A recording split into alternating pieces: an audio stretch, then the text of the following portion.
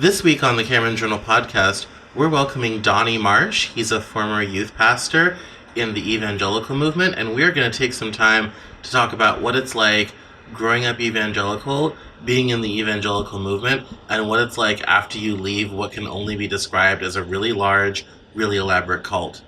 This is one of the toughest conversations I've ever had. It's very vulnerable. I talk a lot about my own history and my own past, and Donnie and I do a lot of healing together. So strap in, everybody. I have a cold this week, but it's okay. It's the Cameron Journal podcast. Let's go.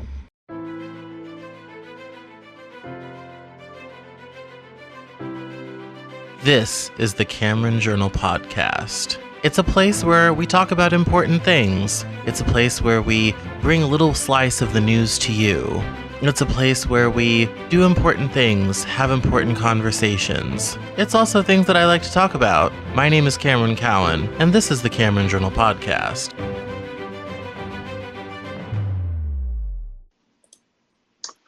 Today on the Cameron Journal podcast, I am broaching a topic I have never broached before. In the 7 years I've done this, we're speaking with Donnie Marsh. He's a comedian and power washing mogul. And we are going to talk about the wild world of growing up and for him working in the evangelical church and why some of us fled out of that scene faster than people from a burning building or lice out of a burning wig.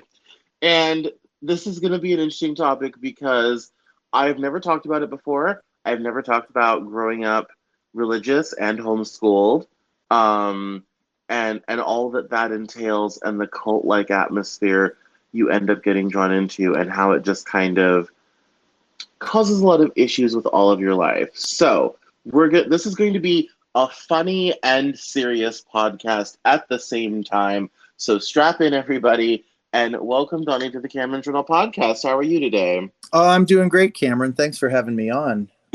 I got to say, brother, you just sound like you're very wounded, and there are a lot of issues you need to deal with. But there's nothing bad about the church. There's no reason to flee from it. It's full of sinners, just like everywhere else. But this is on you, buddy. This is all your fault.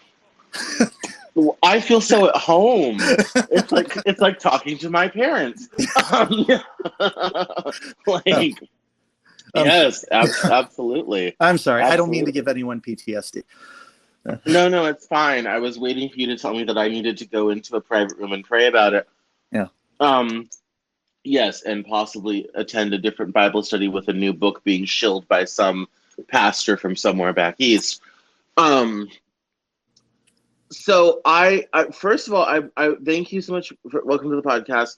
If people don't know, I am a huge fan of the Into the Abyss podcast with Drew Morgan and DJ Lewis, and they do a wonderful free but please do tip comedy show every other Friday night called Eat Fruit and Fornicate, and I'm very involved in that world. I run the Discord server, and Donnie has been on several times, and he is incredibly funny.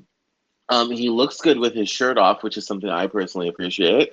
And as someone who grew up evangelical, the jokes just hit so hard. And there's a lot of us in that group because it's very kind of Southern focused. Most everybody grew up in the church in some form.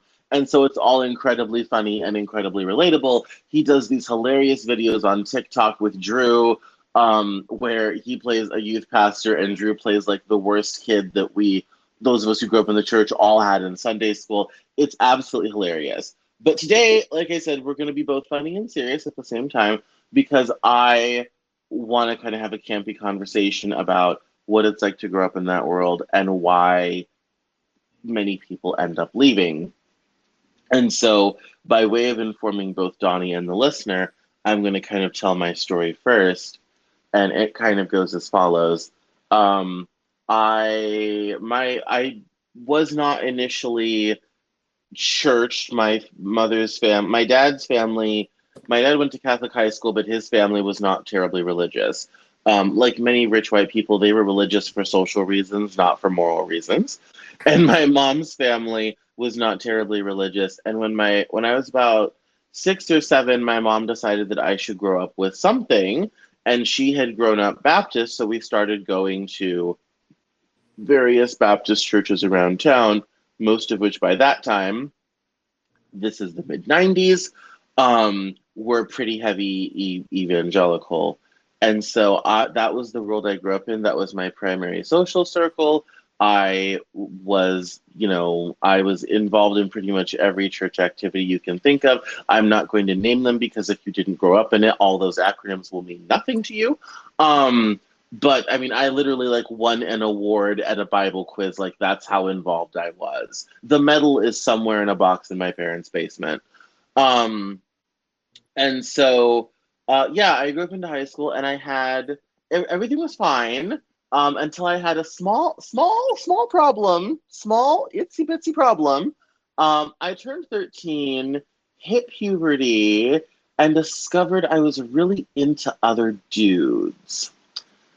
And in the evangelical church, you can get away with a lot in evangelical circles, but for the love of God, don't be gay.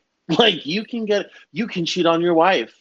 You can abuse your kids. I would know. I was an abused kid and my parents were never talked to about it. You can do pretty much anything, but for the love of God, don't be gay. And so I spent 5 years in high school wishing I wasn't gay. I tried praying the gay away. I got angry, mad, sad at God for making me this way.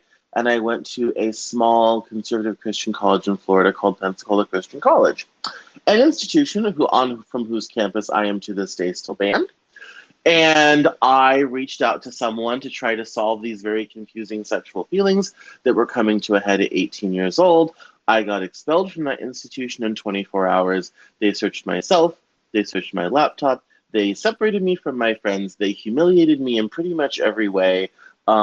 The Geneva Conventions bar us from treating soldiers the way that I was treated. And within 48 hours, I had to pack all my stuff and get the hell out because I was a danger to other students simply for thinking like, maybe guys are cool. However, in typical bisexual fashion, I'm the only person I know who got expelled from a school for being gay while having sex with 3 girls because that's how bisexuality works. I didn't even know what bisexuality was at the time. And so I sang on in their TV church. I was in choir. I was in show choirs. I had written sacred music. I had played music in church for a long time. I was very involved. I was the only person brave enough to give 10-year-olds paintbrushes during vacation Bible school and manage the chaos. I did all of these things. It was my life and my world, and suddenly it was all over. I had no future. I had no friends. No one would return their calls, and I was in the world pretty much alone. And I had to drive from Pensacola, Florida back to Denver, Colorado.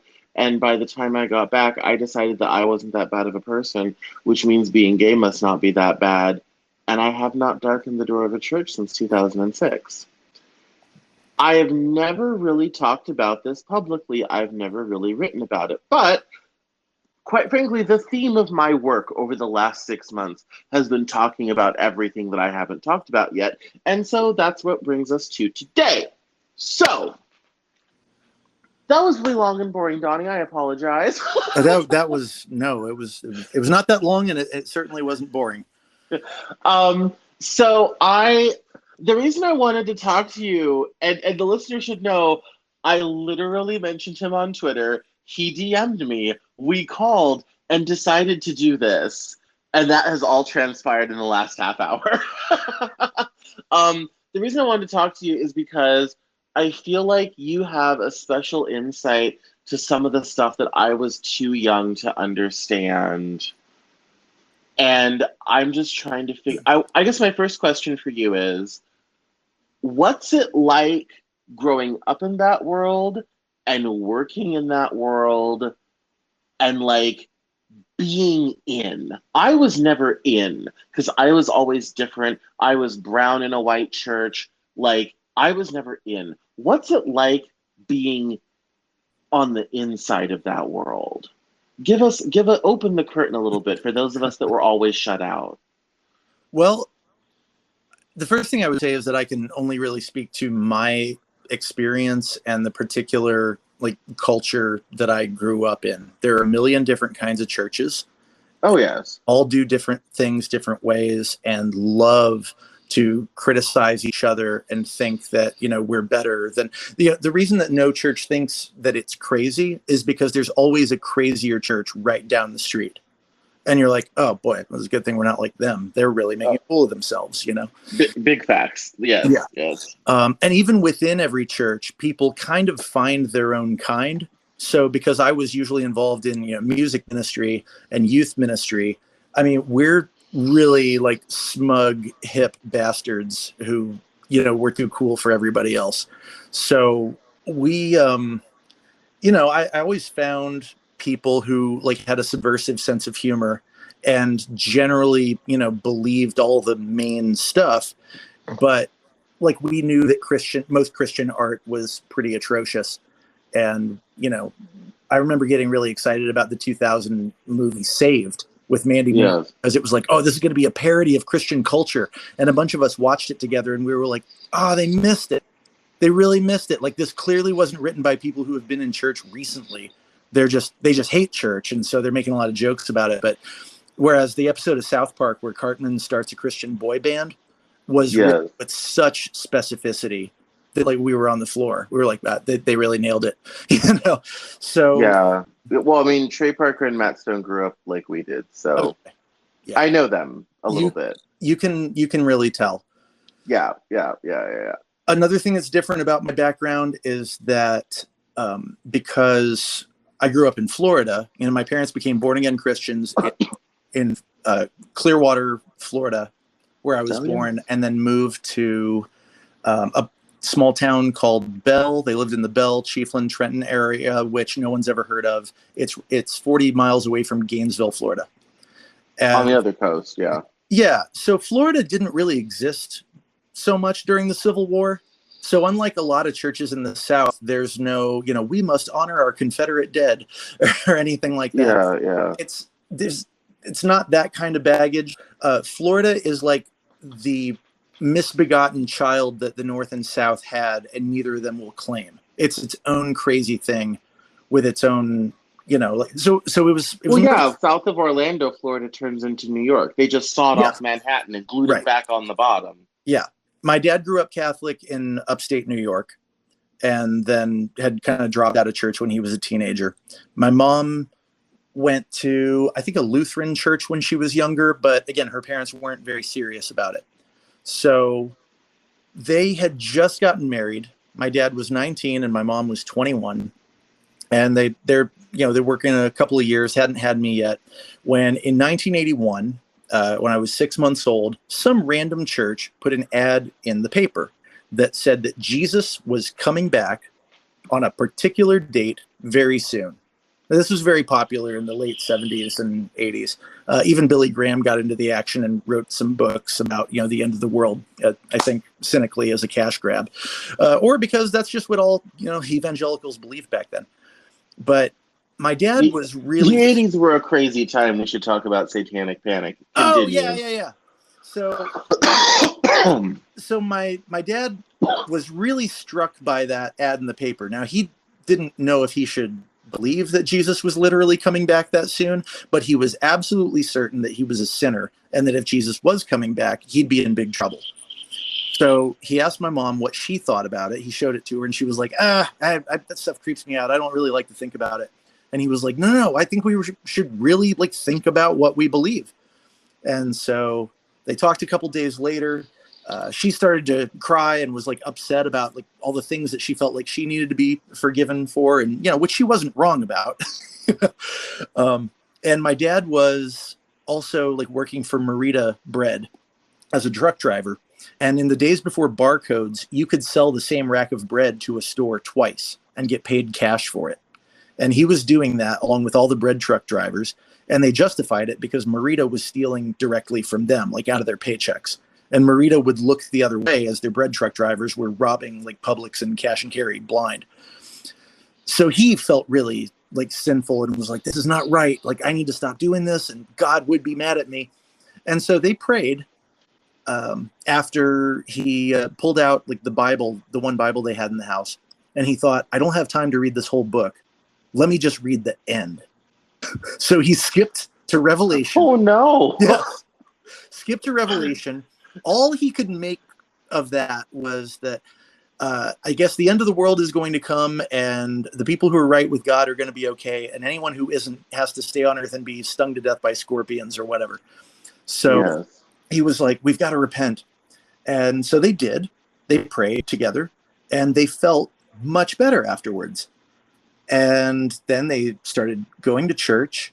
I'm really condensing this. There's so much other stuff, but for the sake of brevity and clarity, they wound up starting a Christian bookstore. My dad did eventually get fired for Merida because he wouldn't toe the line. And he was like, I'm not stealing for you anymore. And they were like, all right, hey, you've been transferred. And he was like, great. And then they were like, guess what? You don't actually have a job. Bye. You've been transferred out of this company. Yeah. So we went when I was 2 years old to one of those small little towns. They started a Christian bookstore, and I describe my parents as Wild West Christians because they really believed you should do the stuff in the Bible. They went and did prison ministry. They gave a lot of their possessions away. We let homeless people stay in our house as they were traveling through town. One guy shared a room with me. We found out later on that this guy who spent the night in my room had a gun and a warrant out for his arrest. Nothing bad happened to me. I was never sexually abused anywhere or anything, but by age 6, they'd really just kind of burned themselves out. And I think a lot of like undiagnosed stuff started happening with my mom, and like my parents separated. We moved into town at Gainesville and started going to a church that was involved in the shepherding movement. And that is basically where the pastor gets to control everything about your life. They believe in spiritual leadership to an extreme degree. And the pastor there was also like the kind of guy who wanted to police everyone's life. Like most pastors don't actually. Oh my goodness. Side off ramp. Yeah. We were in a church one time where the pastor turned down a guy to be deacon because his son had a child out of wedlock. Yeah. Even my mother, who is incredibly moralistic, thought that was a bridge too far. She's like, he didn't have the kid out of wedlock, his son. But in the weird household parental, the father is responsible for the actions of all of his children, even if they're in their 30s. Like, that was just unacceptable. And it's like, well, what's the guy supposed to do? Like, stand next to his son while he's having sex and make sure he puts a condom on? Like, how does this work? It makes no sense. Back onto the interstate, but continue. It is technically biblical. In 1 Samuel, it says, now the sons of Eli were wicked men. He was a priest. They were working with him. It was his fault that they weren't acting right. So I think and Jacob and the 12 sons and selling Joseph and all this type of, yes, it goes on and on. Yes, of course. Yeah, well, and that was the justification, that this is how it's supposed to work and so on and such forth. And it's... Yeah, well, it's insane. Anyway, back onto the interstate here. Yeah. So shepherding movement. Control your life. Yes. Yeah. So age like 7 to 13, we're in a rapidly growing church, because that's how you know a church is good. It's rapidly growing, and like as a obnoxious. I swear, evangelicalism is like capitalism. It's only working if last quarter profits were up. Dude. Yes. Now, I went on to get a business degree in my 30s, and it was, a lot of things became clear to me. I was like, I just saw like so much is the same. Like, yeah. So then, when I was 12, my mom got diagnosed as bipolar, and which I was very relieved by because it was like, okay, that explains a lot. And she was prescribed Zoloft, which, as far as I was concerned, worked great because, it just evened out the way she talked to me a lot. It just seemed like every other day I was told I was either the worst kid in the world or the best. And I had a feeling that neither of those were true. And so, Oh, you had my mother. Did we yeah, grow up together? I hear that a lot. But so the church that we went to, though, did not believe in medication, did not believe in psychiatric help. Everything was a demon, or you just didn't have enough faith. Those were your Oh two. no. So they made her quit taking the meds and did laying on of hands. No, I think my dad and I were like, that's when my dad really dug his heels in the sand and was like, no, she is not going off her meds. You guys are wrong. And we're the ones who live with her. So we wound up leaving the church over it. And we went to a much more chill church that actually had a lot of refugees from the first church. A lot of people had been run out of there. There were a lot of women actually in the church who were on some kind of like medication and had been told by every other church they'd been to that they were crazy and evil and didn't have enough faith. So that was a really like good, healthy place, to land. I mean, it was probably the best church we could have gone to in Gainesville at the time. I'm not aware of anyone better. And it was a vineyard church. And the Vineyard was a movement started in the late 70s by a former rock and roll producer for the Righteous Brothers, whose conversion story is fascinating and hilarious in itself. But it was the Jesus movement from California. A bunch of hippies who were like, like drugs and enlightenment didn't really work for us. Maybe we should, actually get into Jesus and not these, shitty churches that we grew up in, but like really find him for ourselves. So the Vineyard and a few other churches started out of that. And they grew rapidly by letting a lot of people, former pastors who had fled from other churches for various reasons, start their own churches under the Vineyard umbrella, which is why a vineyard in one town and a vineyard in the next town might be nothing like each other. And they're kind of going through a lot of stuff right now because of that. They got so big that now they're fighting over the same issues that every evangelical church fights over, gays and women in ministry and that sort of Trump and that sort of thing. Hey, I watched a church split happen over whether or not to keep the traditional organ and traditional music. 200 people left. Yep. I've heard legends of churches splitting over the color of the new carpet. So. Oh yes. No, I mean that's where my old joke comes from. Let's get like a Baptist church and split. Yeah, I mean all sorts of stuff. Yeah, and don't get me started about what happens when you have to do a building fund or raise money or whatever have you. That's always drama. Yeah. So here's where I probably lose a lot of people. I do believe that there is a spiritual wavelength that we may call God or energy or something like that. I've experienced too many things that kind of give me the heebie-jeebies to say that like none of that is real and that I'm not an atheist exactly. Like I wouldn't make that stand. But when I was 13, I had my first I think I heard God talking to me, because that's not something that I would say. There was and my dad told me a story about when he first became a Christian, when some prophet came to their church and she was like laying hands on him and it was a Pentecostal church, and she was laying hands on him and trying to push him over. And he was like, well, I'm not going to fall down unless God pushes me over. Like, I'm not going to fake it. That would be disrespectful to God. And Jesus said that blessed is he that believeth because he is seen, but more blessed are those who believe though they have not seen. So I'm not going to worry if like God doesn't touch me. I'm just going to believe anyway. And when he told me that story, I was like, yeah, you should never fake anything. You should always just be real. And if God does something, then great.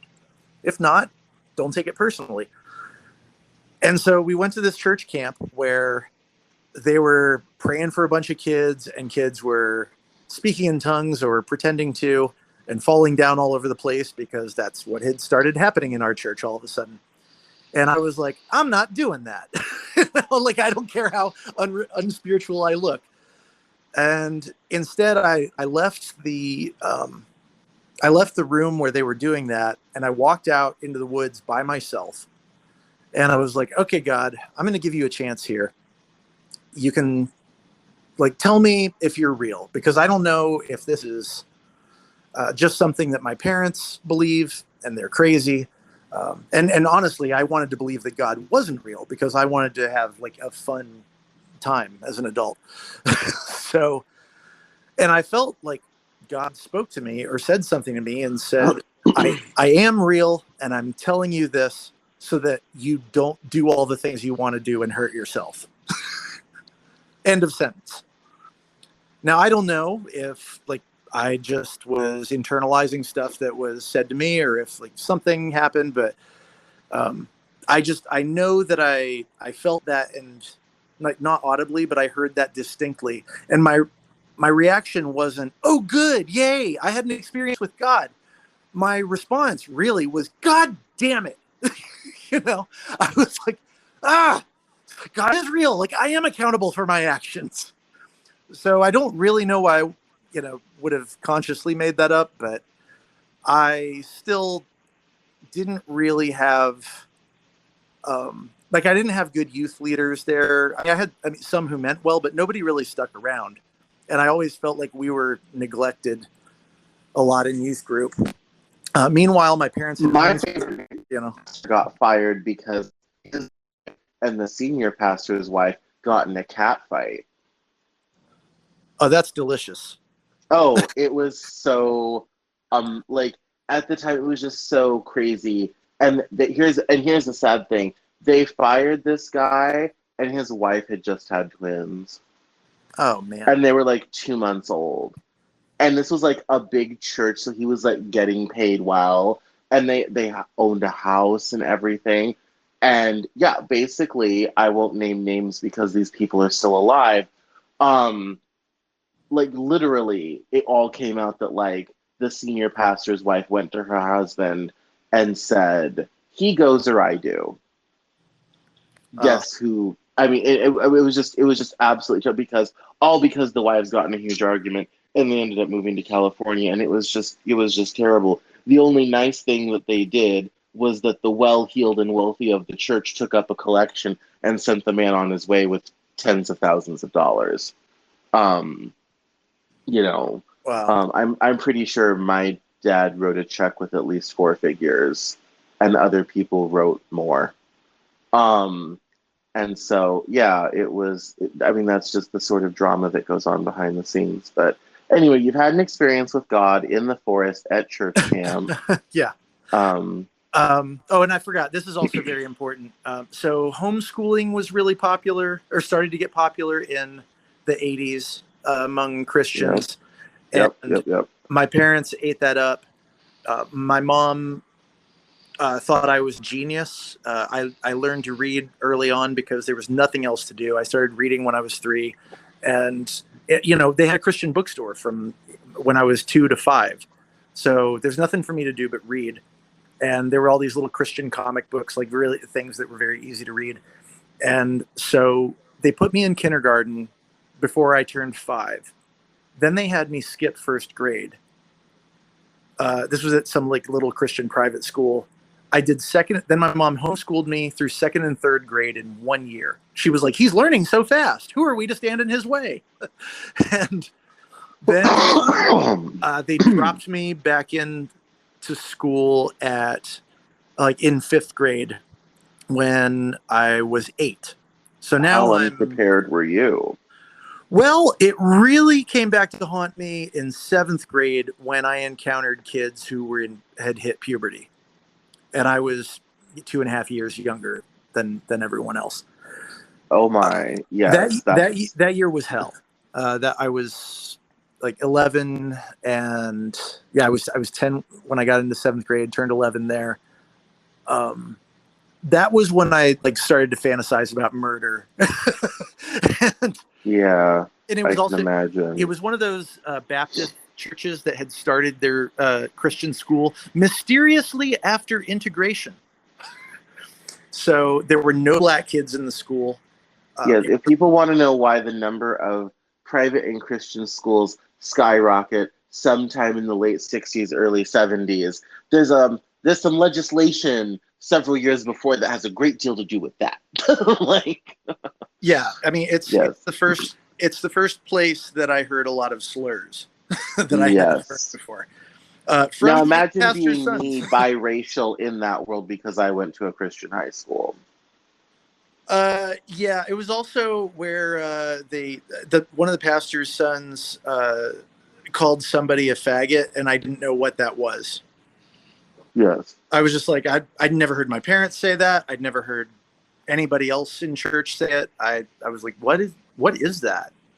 And I was like, okay. So, by the way, like also when I was 5, me and my friend Dale sucked each other's dicks under my parents' house, and it didn't hurt anybody. So, like, we were just little. I mean, little kids fool around and stuff like that. Yeah, And, they experiment. It's quite normal and natural. yeah. So, Yeah. but I never told anyone that, because by the time I was 7, I was like, there's a lot of like sexual shame I'm picking up on, and I think I'll just take this to the grave.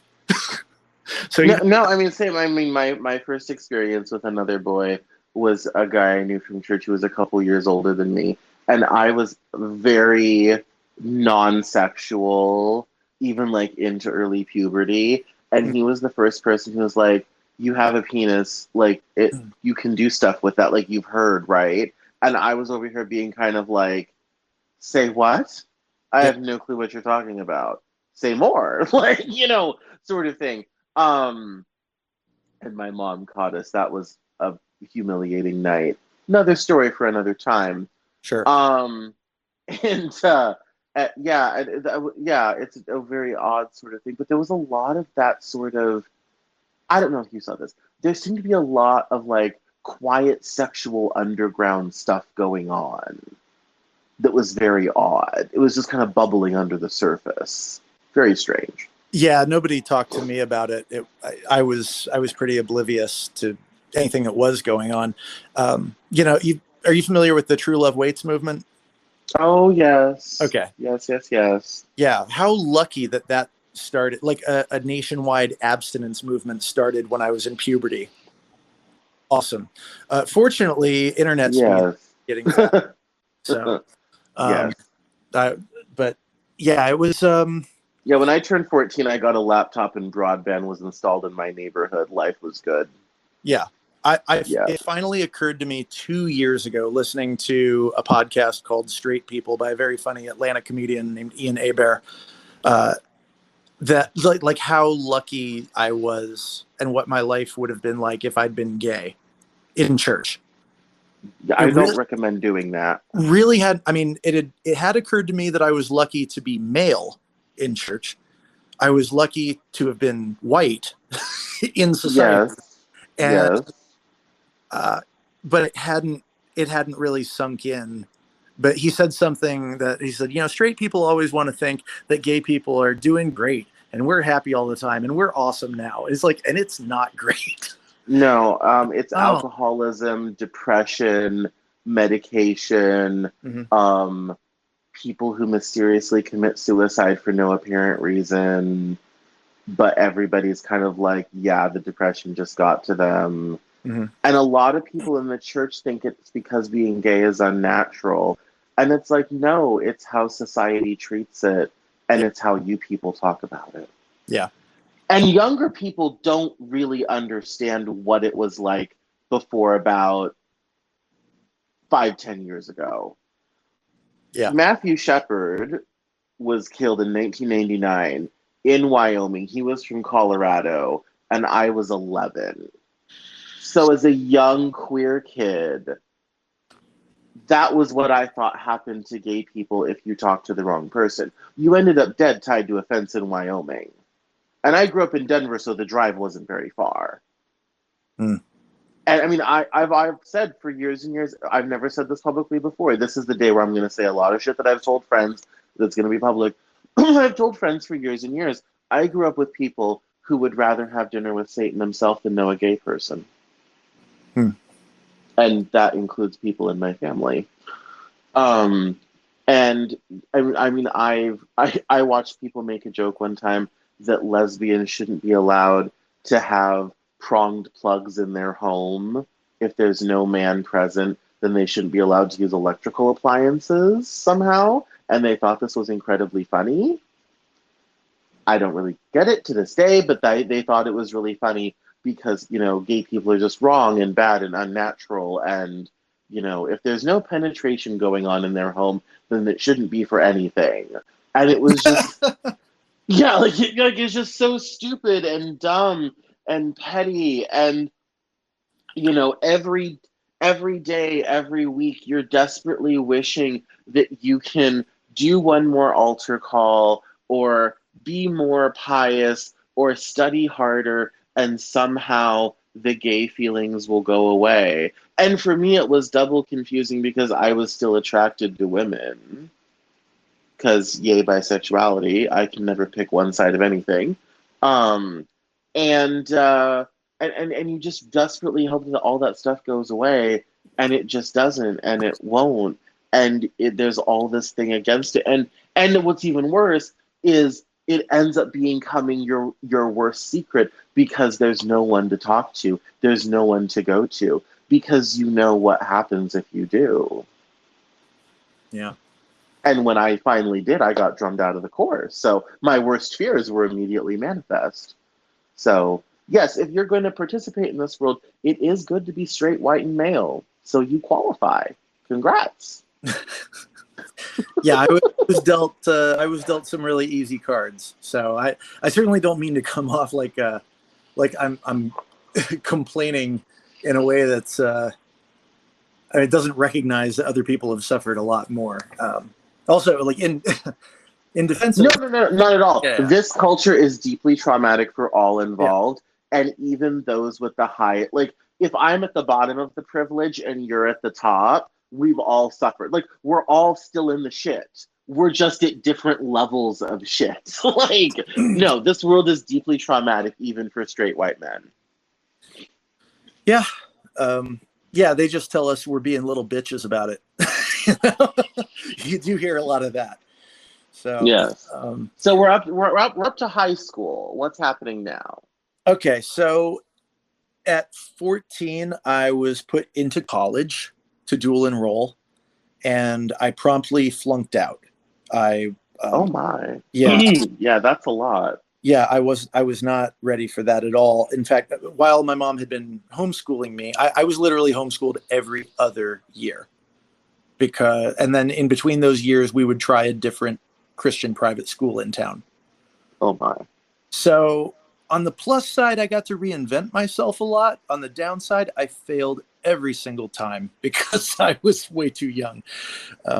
But I went to college. I remember in my English 1101 class, my professor pulling me aside after class and telling me that everyone else in my group, my study group, had come to him and asked him to say something about how grating and irritating I was. Oh, I've been there. I was very embarrassed, and I never went back to class again. I didn't drop it either. I just lied to my parents and told them I was still going when I was just going to the rec center and getting really good at foosball. And so at the end of the semester, they found out, and it was the middle of the year. So they were like, well, let's put you in some easier classes. You were in 4 college classes and 1 high school class. Let's try 1 college class and 4 high school classes. And I did okay in my high school classes, and I failed the 1 college class. Because again, you just weren't ready. Like, you weren't ready. Yeah. College professors treat you like an adult, and if you don't turn in the work, they don't hound you for it, and they don't call your parents. So I was homeschooled after that. Finally finished up my senior year at a public high school in Gainesville, and that was better than anything we'd done so far, simply because it was stable and every teacher there at least had gotten a degree. What a luxury. Yeah, there's a loophole in Florida that says, that a lot of Christian schools use, that, so the teachers don't have to be accredited as long as the principal is accredited. And so you've got people teaching classes who have no business teaching at that kind of depth. And so it gives a lot of kids in those schools a false sense of intelligence and confidence, because a lot of us are looking at our teachers and going, I'm smarter than them. You know? Yeah. No, I mean, that was, I didn't have a ton of exposure to that in the Christian school because I was a weird hybrid where I was homeschooled and then went to a Christian school for band, orchestra, and choir. Mm-hmm. And so, yeah, so I didn't have a ton of exposure to that, but it was a very odd sort of thing with they just really kind of let anybody do anything. And it was closer to a homeschooling cooperative than a school at some points, I think. Yeah. Yeah. Other than at a building, sort of thing, like a permanent building. It was a very odd sort of thing. And just people who happen to know something, they would just let go for it. So you graduated from public high school. Yep. What did you go on to thereafter? I went on to flunk out of college again. Noticing a pattern here. Yeah. So still too. I didn't know. I mean, I essentially I was still 17 years old. My parents were like, well, despite your best efforts, you've still earned a scholarship at this community college. So we're going to make you use it or you have to move out of the house. And that's what I was told. And I'm like, well, I'm 17. I can't move out of the house. So I guess I'm going to college. They also told me that if I didn't go to college right away, I mean, they regretted not going to college. They really wanted me to go. They didn't want me to learn the kind of things you learn in college, but they wanted me to go and they wanted me to be successful. And so I went there. Yes, I was never asked if I wanted to go to college. I was told when I was to pack my things and go. Yeah. And they genuinely believed, I mean, because they'd gotten married so young, I think they thought I was going to do the same thing. So they were like, if you don't go to college right now, you'll never go.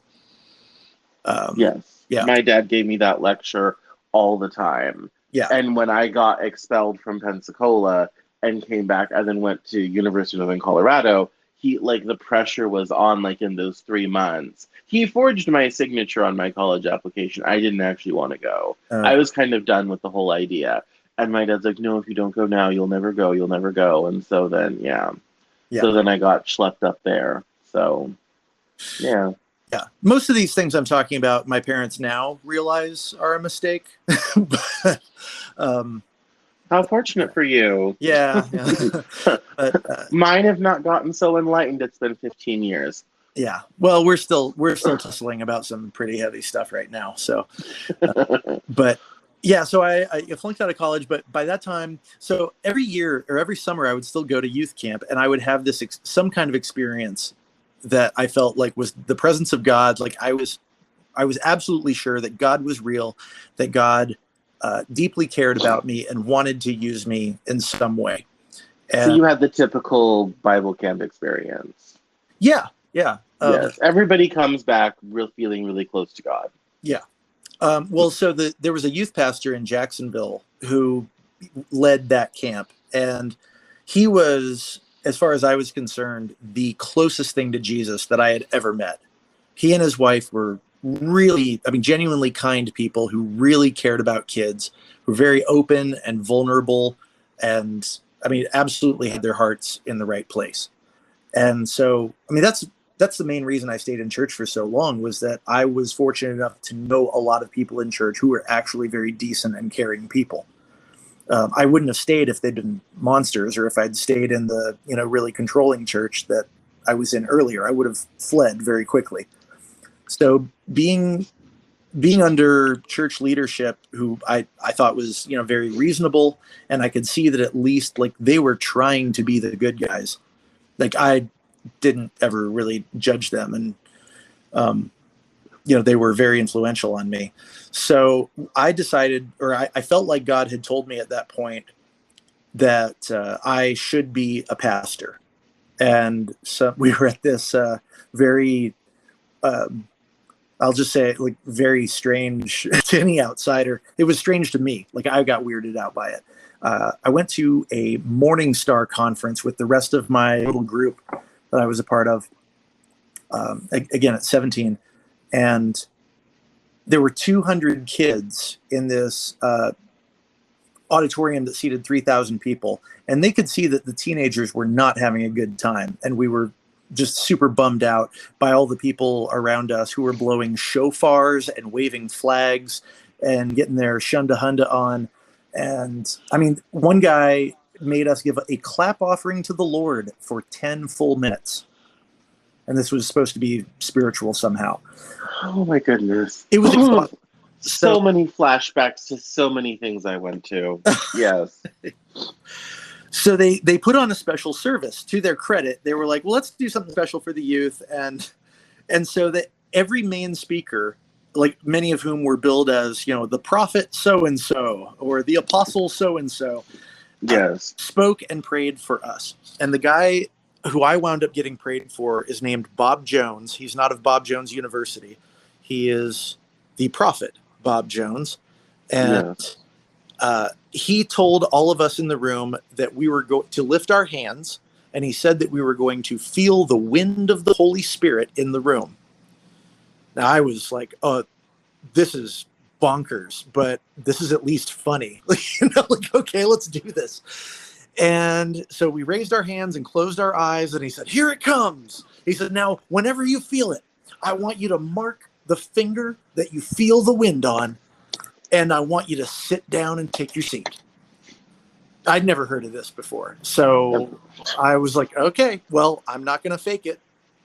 And so I have my eyes closed, and for a couple of minutes, I hear chairs creaking all around me as other kids think they feel something, or they don't feel anything, and they're like, I'm not standing up through this shit. I do not want to be left standing at the end. Because I was that guy. I took notice of, looked around, and like, I'll follow the group, don't want to stand out sort of thing. Yeah.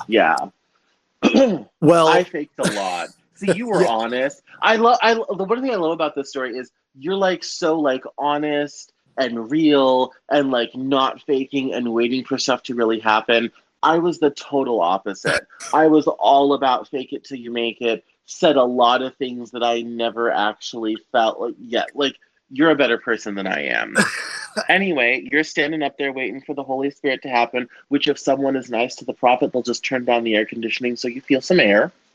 Well, and that is what happened. Somebody, I don't know, somebody turned it down, but the air conditioning did kick on. And I could feel the air conditioning on my fingers. And I was like, that's not it. I'm not sitting down.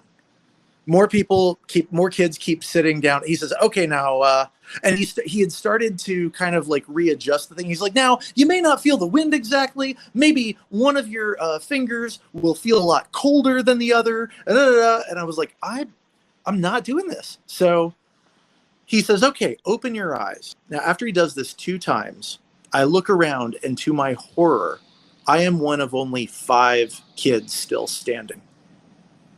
And he said, okay, you 5, come up here. I'm going to pray for you personally. So I was the 3rd of the 5, and it was me and 4 girls. So he prays for 2 girls in a row, and he prays basically the same exact thing over them. He said, I break the spirit of rejection over you. And, you know, basically things about, you know, their insecurity, things that every teenage girl feels. And right. I am over it. I'm just like, I could have made that up. Like, and I was like, I bet when he comes to me, he's going to pray for me about lust, because that's all anybody talk to teenage boys about. Yes.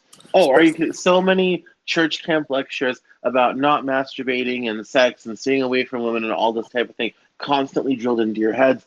These people drill harder than oil companies on that stuff when you're a teenage boy in this world. Yes. It's sickening. It's an obsession. Oh, and I felt terrible about how often I masturbated. I thought it was probably pretty deranged of me, and that there was, I mean, I didn't think that it was. I did have one youth leader who told me that if masturbation is your only problem, you don't have problems, which I was like, okay, well, I appreciate you saying that. Him I like. Yeah.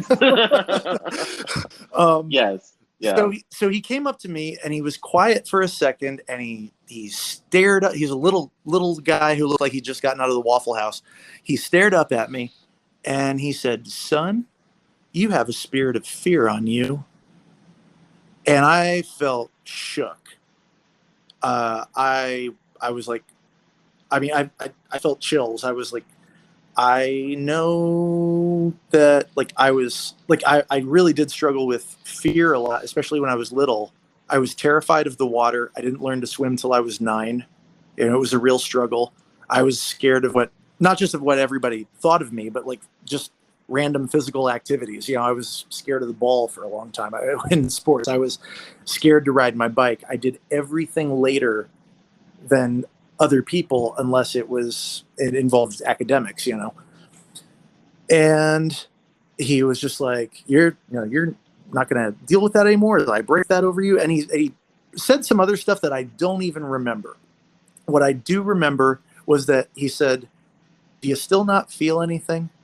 I said, "No, I really don't." And he said, "That's perfectly all right. You can go back to your seat." And I was like, "Oh, that was cooler than I thought." And as soon as I turned around to go back to my seat, my ring finger on my right hand started to throb. And he hadn't touched it. I just felt it start to throb. And I was like, okay, that's this is concerning. What does this mean? And so I sat down in my chair and waited for him to explain to all of us what we supposedly had felt. And then he took a verse from Ephesians wildly out of context, and he said that Of course. there were 5 various ministries that people are called to: apostle, prophet, evangelist, pastor, and teacher. He didn't explain the difference between all those 5 things, but he said that basically if you felt it on your ring finger, you were supposed to be a pastor. And I recoiled from that too, because the one thing I'd never wanted to be in my life up to that point was a pastor. I've always been very sympathetic to pastors because of the intense emotional labor that is usually involved in it if you actually care about your job. I know it's very hard on a pastor's family, and that most of them make very little money. Yes. It's a hard life, and it's especially hard on the kids. So that's not something I ever wanted to do. But shortly after hearing that, it's like something in my mind changed. And I was like, actually, I think I do want to do that. And at the same conference, I felt like I was watching the worship team play, and I was like, I think I should do that too. So same. yeah, Oh my God. Yes. I also thought for a little bit about being a music pastor when I went to PCC in Pensacola. I was a music major, and I wanted to be one of those like traveling music families that goes from church to church singing. Yep. So I thought I was going to get married and have like 3 or 4 kids and teach them how to sing. Aww. Which is, I know, which is so crazy. It's like, now I'm a novelist and I do this. And that seems a world away. Like, who was that guy? Don't know. Like, yeah, I was thinking like, oh, that'll be really cool. And, we can play music. And I'm kind of like, oh, you get to travel from church to church and they send you with a couple $100 on your way. Not a bad deal. I could do that. Yeah. And I think, I always loved comedy. My dad was a big Steve Martin and Andy Kaufman fan and used to tell me like some of their routines. I watched Evening at the Improv all the time. I watched old SNL videos that I got from the public library. I loved The Simpsons as a kid. But I felt like you cannot go into comedy. You can't go into show business and keep your faith. You can't still be a Christian and do that. And so I think that nobody forced you to watch Chandra Pierce. Yeah. Well, now that there are a lot of mega churches and enough of them to support a Christian comedian, yeah, you can make it a real career. Yeah. But at the time I didn't know, how to do that. And yeah, it was a little different. I'm 7 years younger than you. So money had come around by the time I got into the church. So, okay. Yeah. I'm 33. So my birthday was Monday last. Yeah. So it was we had like, we went to a mega church for a little while with like 10,000 people. And yeah, there was, different things had happened by that time and all that sort of thing. But yeah, so anyway, you were into comedy. Yeah. So, I was always funny. Like I always had a lot of friends who were funnier than I was. Yeah. So that's why I didn't do comedy for a long time. I thought, well, they never did comedy. So, what right do I have? But I think a lot of pastors, especially youth pastors, are drawn to that kind of platform because you get to challenge your desire to entertain people a little bit. Everybody likes the funny pastors, the guest speakers who have jokes you haven't heard before and have Yes. better stories. And, you know, Yes. so I was like, oh yeah, I could be that guy. I mean, when I got allowed to preach in church, I would love to listen. I can't find those sermons anywhere, but I definitely noticed that from the pulpit, I had everyone's eyeballs on me. Like no one was nodding off. And I think part of it was because they had no idea what I might say next. And my theory was that if they're laughing, I know they're listening. So keep them laughing. Not a bad theory. Yeah. So I only got allowed to do that a few times, but and that's probably for the best. But the thing about a lot of these churches, especially ones that don't have a lot of money, is that if your heart is in the right place and you honestly care about kids, they will let just about anybody volunteer and be in charge, of a ministry. Like I had one friend who was 21 years old and a brand new Christian who had been a drug addict very recently. They let him run their youth group, and he wound up having sex with a 13-year-old girl. And we all saw where that was going. Yes, he was allowed to leave the church and not go to jail as long as he never came back, and he promised to never work with kids again. I met him many years later. He was much older, and he told me that he had kept his word. He was like, I will never go. It's like, he told me that story, and he was like, I will never go near kids again. So that's just a wild thing that happens sometimes. So here's the sad thing. That doesn't even surprise me because I also saw and or heard shit like that go on. Like the amount of fuckery that was able to go on and just got swept under the rug. Like as I began to learn about my own trauma and my own abuse and how these things are supposed to be handled is truly appalling. And the reality is that 13-year-old girl probably spent a great deal of her life in therapy from this terrible sexual assault. Yeah. And no one will ever be held accountable for it. Yeah, the impression I got was that and that girl's now in her 40s. Like, this is the long reach of this shit. Yeah. Yeah, what he told me was basically that her parents also, of course, blamed her equally for it.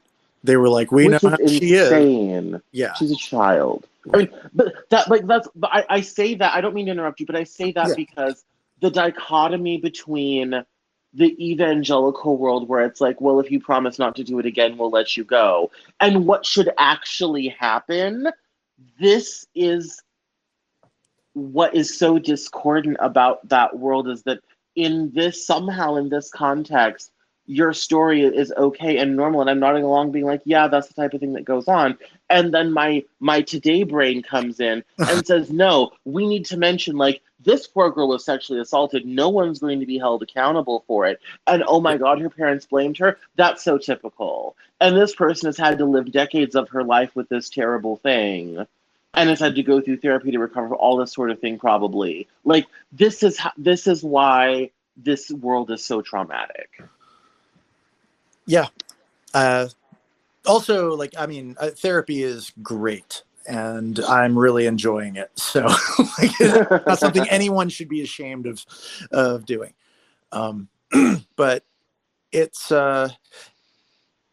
yeah, I mean, one of the best things that my parents ever told me was that, and this is not true, but I believed it, and it's done well for me. They told me that, your reputation is the most valuable thing that you have. And that if any woman ever accuses you of sexual assault, everyone is going to believe her. So keep yourself as clean as you possibly can so that you're, if anyone ever does falsely accuse you, everyone else will have your back. I think my mother gave me almost the exact word for word speech. Wow. Well, no, like literally. Like, and here's what's funny. It actually worked for me one time. It worked for me too. when I was in college, this one girl was like, "Oh, Cameron, I was sleeping in his room and Cameron raped me." And another girl happened to be sleeping over that night. Holy and shit. I was sleeping on the floor because the girls had the bed. They were drunk, so I just passed out on the floor like a fucking gentleman. Right. And she comes along and says this, and my friend, who was a name I'll leave out of this, she's like, "Cameron, no. I was there the whole night. Nothing happened. Everything was fine. Why do you think I felt safe to pass out in his room? Because nothing bad ever happens at his place. Like, everybody woke up, everybody's clothes was on, everything was fine. We went and had breakfast. This is stupid." So, like, it low-key kind of worked. Like, I was such a good guy that when someone came along and said, "No, he's not so good," the other person is like, "No." And all my friends just kind of like, "You're crazy. You're dumb. Like, that's just, no." Like, people pass out in his room all the time. No one ever says anything. Like, yeah, he likes to have sex, but only with people who want to have sex. Like, that's, like, and he doesn't need to, like, accost you. Like, he has girlfriends every other week. Like, what's your problem? Well, so, yeah, like, I can't believe you worked. had girlfriends. You had girlfriends and I had no girlfriends? This is not right. This is not right. I know. Justice for Donnie. Justice for Donnie. Start a hashtag. Yeah. Well, no, I'm so grateful that my parents scared me shitless about that, because, I mean, I was a narcissist, Who knows what, I mean, the main thing that I did instead was put all these expectations that were really messed up on any woman or girl that I had a crush on.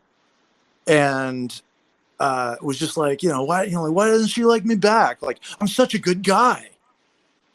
I'm doing everything right. And I then like treat them badly because they were not accepting my attention. Like, it was just, I went back and apologized to the one I really like obsessed over the most just like 3 years ago. And she was very appreciative.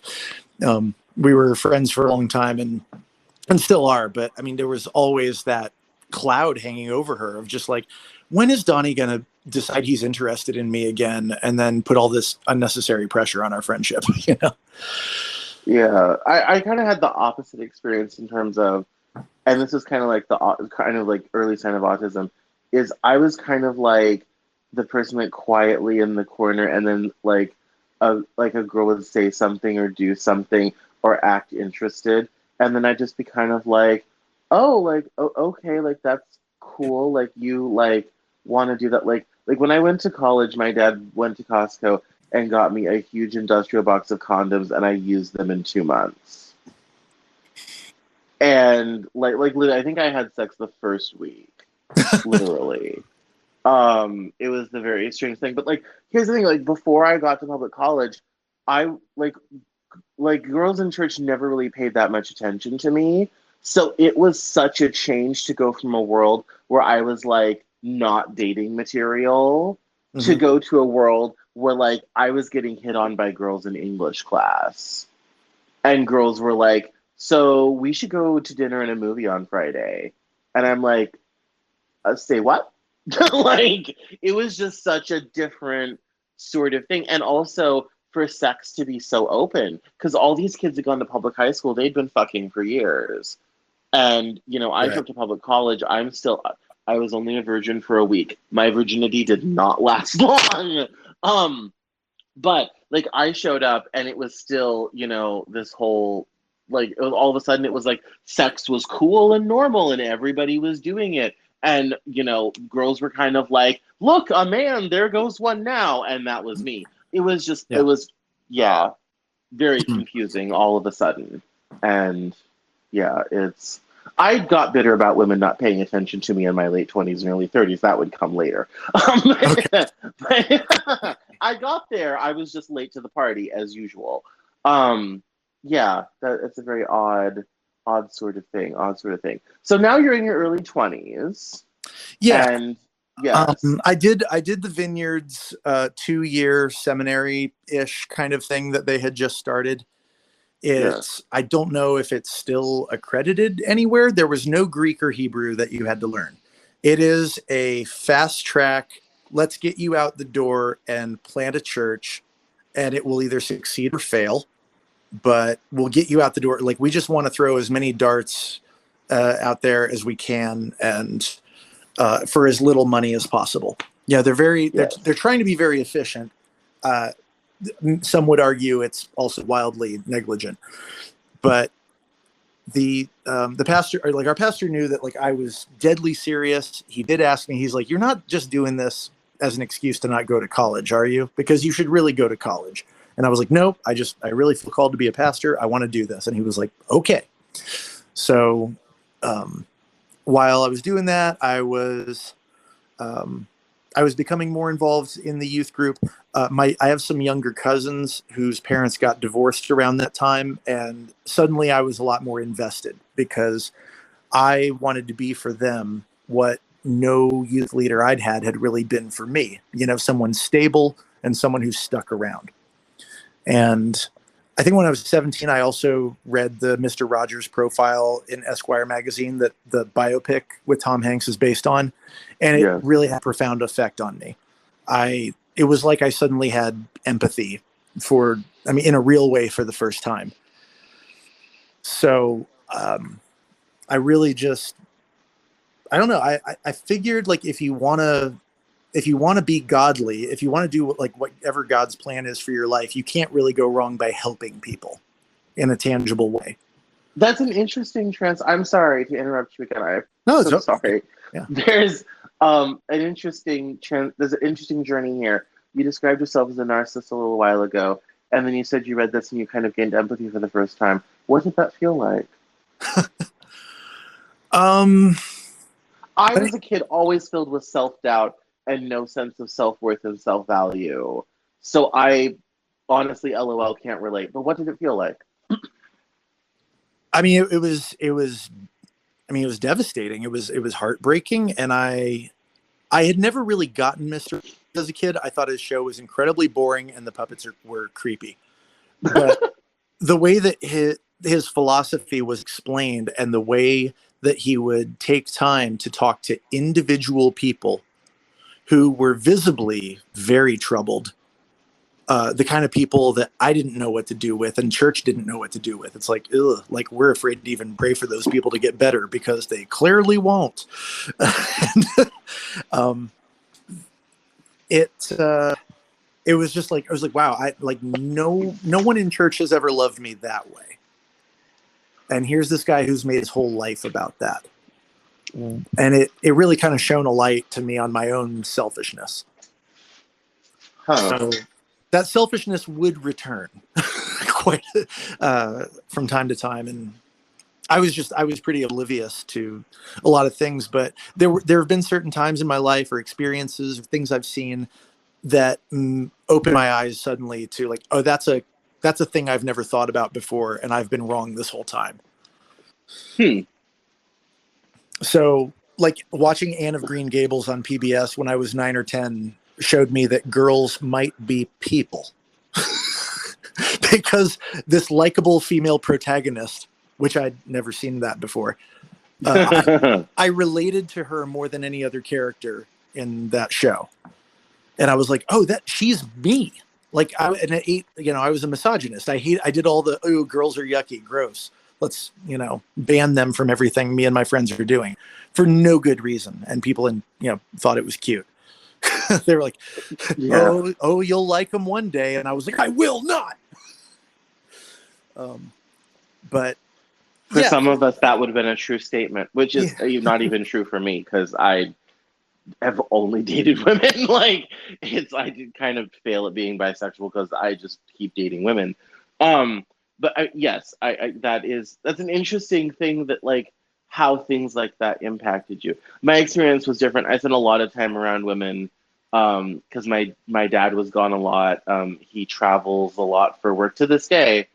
And I played flute. I'm a classically trained flautist, and I was like one of the few men that play that instrument. So I was surrounded by women all the time. Hmm. So I had no chance to develop that, and I was always an outcast because I grew up in a white world and I was noticeably brown. Hmm. So that was, yeah, it was we if we had somehow ever been in the same church young at the same time, we would have hated each other. No doubt. Uh, So I was really struggling getting any girl within 7 years of my own age to like me. It was a very yeah. strange thing. My little sister is 8 years younger than me. All her friends had crushes on me, from what I hear, and then women who were older than me thought that I was an undervalued asset that somebody needed to jump on. And there was, but I mean, in my own age range, I just never liked someone and had them like me at the same time. It was very odd. And because I'd been so much younger than all the girls in high school, and then was a total, like, prudish youth pastor who was trying to be a good example for kids. I made it to my mid 20s without ever having kissed a girl. And Oh this my is where goodness. I'm weird, even to my parents at this point. My parents think I'm weird. My church thinks I'm kind of weird. They kind of admire it in a way, but they're like, that's kind of strange. Like, nobody's telling you to do that, right? And I was like, no, Yeah, I'm like, I'm trying to, I don't know. Like, I wouldn't date someone unless I were serious about them. I don't want to lead anyone on, or like, I had such an inflated sense I'm of, surprised the church ladies weren't trying to set you up with somebody. they were trying. I was brushing them off. Um, I also wanted everything to be my idea. So, and I would always, I would tend to pick girls who either knew me well enough to say, I don't want any part of that. You have a lot of unresolved issues, or they were just insanely out of my league. Because I did generally have good taste, I think, but not always. So, um, so 26, I get to 26. It's the loneliest year of my life.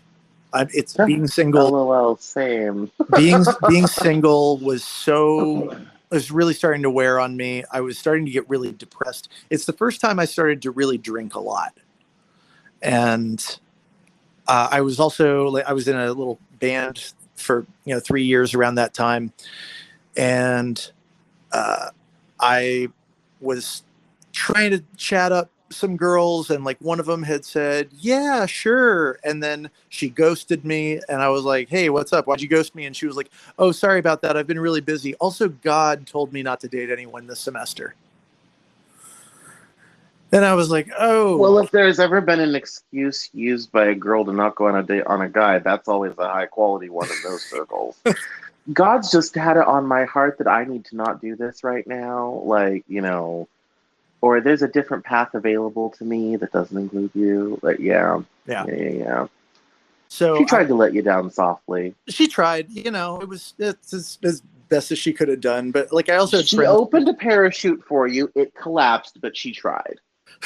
Well, all the church guys who knew her were always telling me like what a makeout whore she was. She was like, oh, she's a real makeout hoe, and I was like, hey, don't say that's not nice. Those aren't bad. I could use one right now. So, so I had. This is so strange. This is a rough draft, by the way. I don't even know if I should tell this, but we're just gonna go for it. And I'll try to be as fair as I can be. One of our youth kids. Oh, but I come out looking the worst for sure.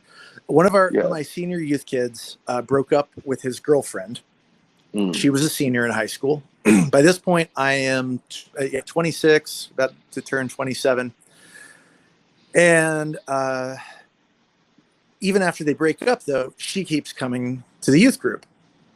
And I'm like, well, that's kind of strange. Well, that's really cool. And she was very nice. And she then she graduated high school, and she kept coming to the youth group for some reason. And I finally talked to her and I said, hey, we have a college group that, if you want to keep coming here, you can go to the college group. And she was like, okay. So she visits, we start talking, and I'm very, very lonely, and she seems absolutely wonderful. And I've had friends who got into their first serious relationship and or got married when they were teenagers, and everything turned out fine. And I was like, I think she is of that make and model. And so I asked her out, and she was like, sure. Oh yeah, I've had a crush on you for a long time. And I was like, this feels awesome. So immediately, though, because I knew just how creepy this looked, she asked me on the phone, well, do you want to should we go on a date? Do you want to set a date or something? And I said, no, I want to come over to your house right now and talk to your parents, because I want to make sure I know how this looks, and I want to make sure it's cool with them before I tell anybody else about this.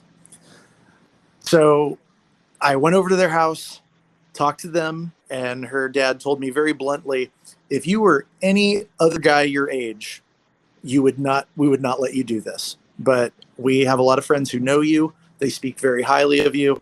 So we're gonna give you permission to date our teenage daughter. I did not handle it well. I rushed things.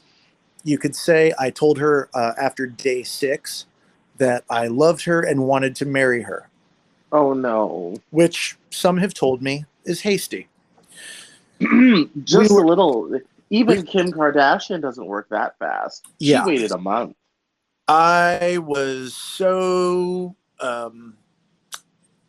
eager and thought that, and I'm still a youth pastor, still got to be a good example for the kids. So I don't want to have sex before I'm married, which in effect means you're trying to get married almost as quickly as possible. Now, at least we did make it 14 months before we actually got married. It was enough time for us to see some red flags and see that she was starting to become aware during that time that she didn't want to be a pastor's wife. That's kind of a problem. And big problem. And very understandable of her not to want to do that. It's very hard. And a lot of women who want to be pastors' wives are nuts. But we got engaged. My high school girlfriend would agree with you on that. Yeah. So 6 months in, we get engaged. We get married 8 months later, and everything is pretty easy peasy for the first couple of years, because we both took that year off from college to just be married. And then I was serving as a youth leader again. I'd taken some time off from that and came back and went back to school to get my AA. One day, sex, so much sex. Yeah. She said, finally. Yeah. So she said, one day she's like, I wish we could get out of Gainesville. And I was like, yeah, but where would we go and why? I'd never really left Gainesville. So I said this without knowing what the hell I was talking about. But I was like, wherever you go, you're the same person. And it's not like our problems that we have are just going to go away if we leave town. And I said, where would we go anyway? And she goes, I don't know, Chattanooga. Just a random town. Well, it wasn't random because we were broke. We had spent our honeymoon in Chattanooga. So, Eastern Tennessee is a nice place to go if you're from Florida. It has mountains. There's stuff that you don't normally see here. Yes. So that reminds me, I stayed in an Econo Lodge in Lethbridge, Alberta, Canada, and this Econo Lodge had a honeymoon suite. And I'm like, yes, that's what every girl hopes for, that she'll get married so she can stay in the honeymoon suite at the Econo Lodge. Yeah. That sounds like a honeymoon in Chattanooga. No, it was a Hilton Garden Inn. It was decent, But my motivation for coming to Chattanooga was that there was a vineyard here that was very successful and had planted 10 churches out of it. So it had spawned. Well, they are vining. They're doing their job. Yeah. Very effective. I liked the pastor a lot. I had met him. I liked other people there. And I thought, that's my ticket. if I go there, I'll get to, it's like I've been under this pastor in Gainesville for a long time. I think I've got everything I can out of him. Let me go, to this other pastor and learn under him and maybe get on staff there. And eventually, when my wife, gets a little older, maybe like starts to have more empathy herself for other people, maybe she was too young. I'm immature myself. We both need to just grow up a little bit more. And, this is the path that we're on. Plus I'll go to business school, get a business degree at UT Chattanooga. This will all work out great. So it's not a half bad plan. I'll give you credit. Not a bad plan. It's not bad. It's not bad if we're both on the same page. But my sister had been going through her first divorce while we were engaged and married. And I'll have to cut that story. But basically, it was such a train wreck of another two people getting married too way too young, church expectations. That was going so badly that we thought in our marriage that we had no problems. We were like, oh, we're fine. And it kind of took our eyes off of what we should have maybe seen coming, like the fact that we had very few mutual interests. That stuff really matters. And temperamentally, we were not really suited to each other. So we come up to Chattanooga. And their Chernobyl made your small nuclear leak seem not so bad. Yes. That's a good analogy. Yeah. Yes. So we come up here. I'm in school.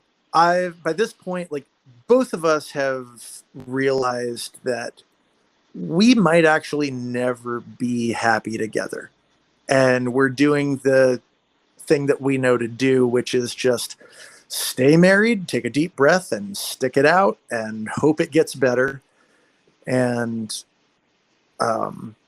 pray a lot, join a young couples Bible group. Well, yeah, and we were also we were handling it in different ways, but I don't know. I don't want to speak for her, but it I was certainly I was putting on a lot of depression weight. I weighed 50 pounds more than I do now. Was drinking a lot more again, and which is surprising because I always grew up with alcohol was evil and awful and terrible and one should never drink sort of thing. So I find that interesting that you picked that as your vice.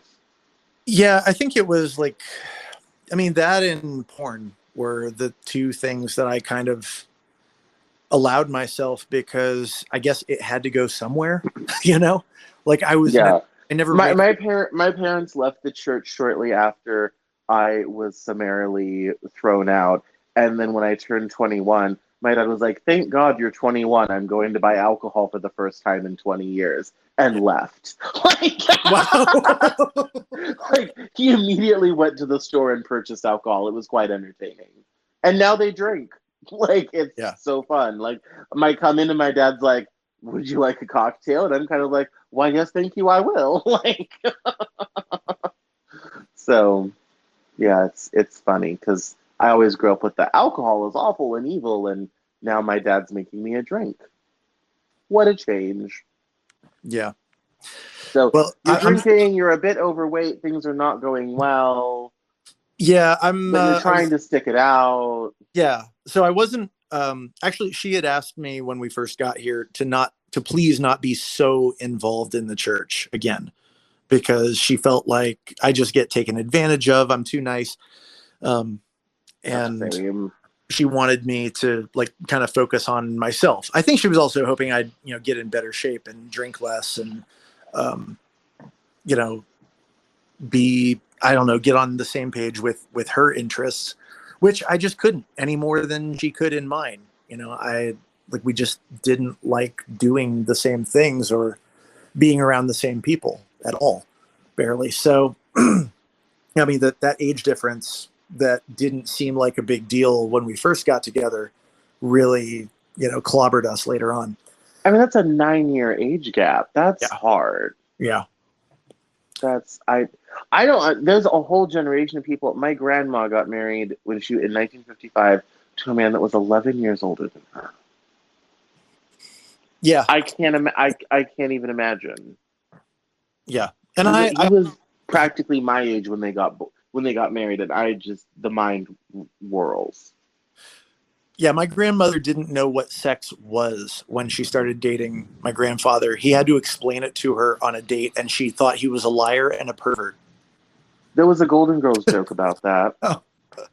In season 1, they're talking about the first time they had sex with their husbands, and Rose is talking about how Charlie had to like explain it to her and all this type of thing, and she thought, oh, it was a colossal joke. It's a great bit. Yeah. Google on YouTube, everybody. It's a great bit. Yeah.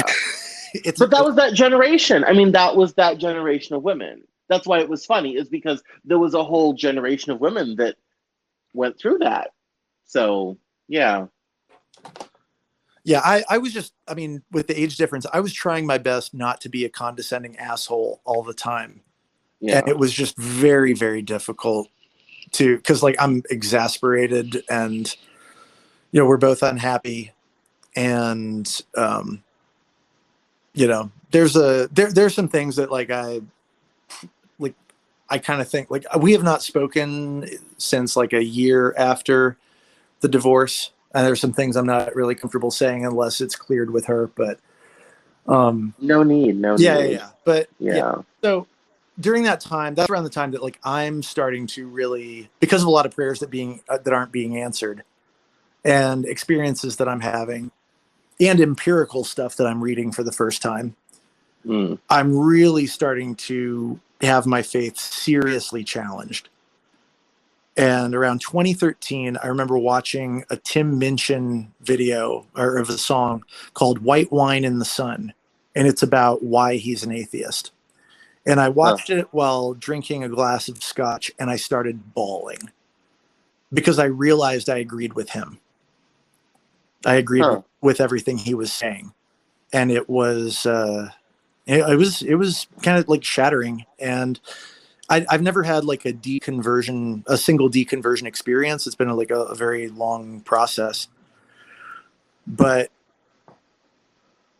by 20, we had this marathon 10-day conversation in August of 2014, at the end of which I said, I'm going to go to church this morning. I'm going to talk to some people there, and I'm going to let you know what my decision is, because she was kind of saying like, bringing up like, we don't have anything in common. We don't have any hope. Like, how are you, like, you know this, how are you sticking it out, you know?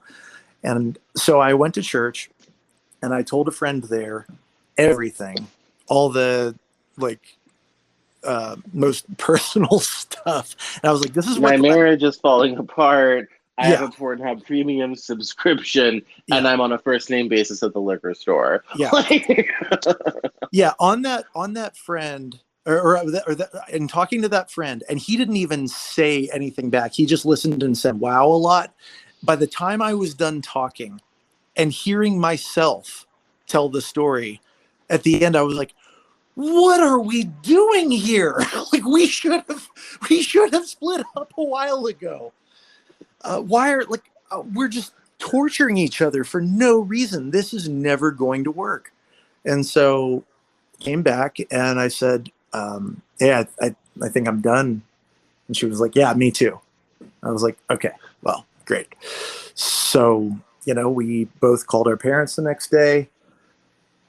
And they came up and picked her up like a week or two later, while like on a Sunday morning while I was leading worship. And I had been scheduled to lead worship. And so I I told my friends there at church, I said, listen, I can sing today, but I can't do the welcome to church patter that the worship leader usually does. I can't go up there and say, hey, good morning, welcome to the Vineyard, glad you could join us today. And we're going to open with a few songs and give thanks to the Lord, for he is good. My wife is leaving forever. You know, I couldn't. I'm so sorry. Oh, I should not have laughed. No, I just have this visual of just sitting in a pew, opening my hymnal, and you saying that. Yeah. It's so funny. Yeah. Oh my God. I do not mean to make light of your suffering, but I get that anyway. You're about to say, Yeah. continue. Yeah. So around one of the last things she told me, I guess there was the woman I knew, who like I, I will talk about because she has no shame whatsoever. But she had, uh, my ex-wife had asked me, she was like, could you do me one favor? She's like, after I leave, could you not hook up with her? And I was like, no, it's not even on the table. Like, we don't even talk like that. So we're hanging out with this girl. I talk to her. I tell her that story. And she goes, oh, we should hook up. We should have sex. And I was like, I was thinking the same thing. She's just like, your ex-wife told you not to sleep with me. We should fuck immediately. Yes. like, let me unhook my bra. Like, let's get it on. Yeah, and I told her, I told a friend of mine, I was like, yeah, she wants to hook up with me, but I don't know, man. She seems kind of crazy. And my friend Chad was like, Donnie, crazy women deserve to get fucked too. And I was like, oh my God, Chad, you're right. That's him I like. That's unexpectedly wise and gracious, So yeah, I got together with her and I said, hey, listen, like, I know we want to do this, but I don't want to feel like I'm taking advantage of you, like, it's like, are you like okay with this and everything? And she said, Donnie, when I was 6, my father committed suicide. When I was 9, I was molested on a church camping trip. When I was 16, I was raped and I got pregnant. I have a 10-year-old son I've never seen. You cannot hurt me and you can't fix me, but I think I can help you.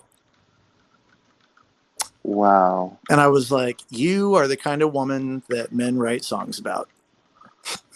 Indeed. And she took very good care of me for a few weeks. Most of the time we didn't even like have sex or fool around. We would get drunk together and just talk about our past traumas. And she was just a very good friend to me during that time. And then she told me, she was like, I kind of have feelings for this other guy. And I was like, good, fly, be free. Like, excellent. You should pursue that immediately. I am fine. I'll be great. You go do that. Have fun. Many blessings on the family. Yeah.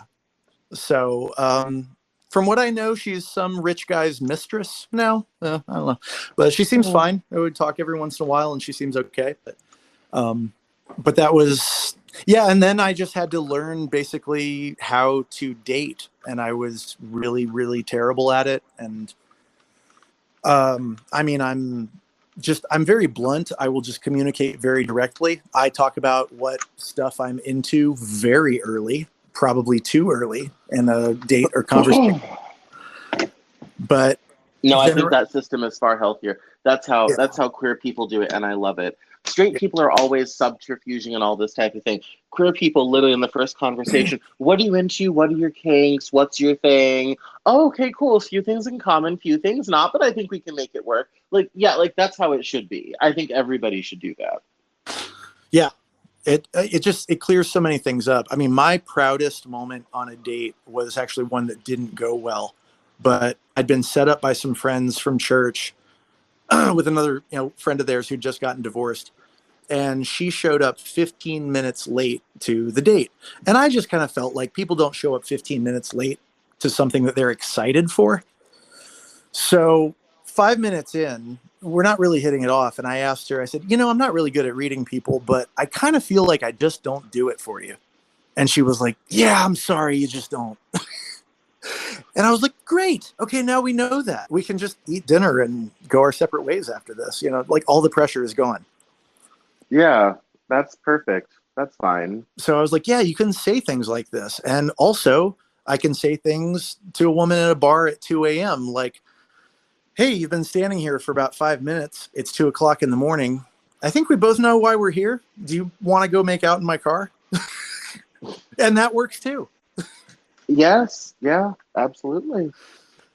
So yes, that's how, in fact, a similar conversation is how I stole a girl that came with another friend of mine and he got mad at me for 6 months. Oh, you salty dog. She was not into him and she got really into me. Oh. So, yeah, and we made out in her mom van because her kids were asleep at home, and yeah, and we gave the guy sitting in a truck at the other end of the alley quite a show, and he didn't realize he was sitting there. Yeah, that was an interesting night. Well, Yeah, nature is beautiful. it is just with lovely, just humans being humans in their natural state. That's Yeah, it's so when did you finally pack it up and say farewell to the evangelical world? It was 2017. So there were a few people who would kind of like check in on me from time to time and see how I was doing. But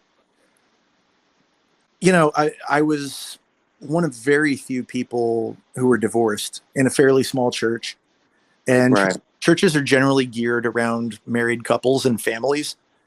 And Typically, yes. yeah, and that makes sense because well, I mean, frankly, they're kind of the financial backbone of the church. Families who are happy about Yes. that their kids are getting will not leave. Whereas single people are mercenaries, and you'll lose them to whatever cool church opens down the block. So they.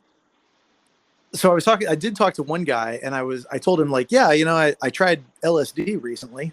It was fantastic. Had a great time. And he was Yes. like, oh, that's very interesting. And he seemed kind of cool about it then. He was an older married guy.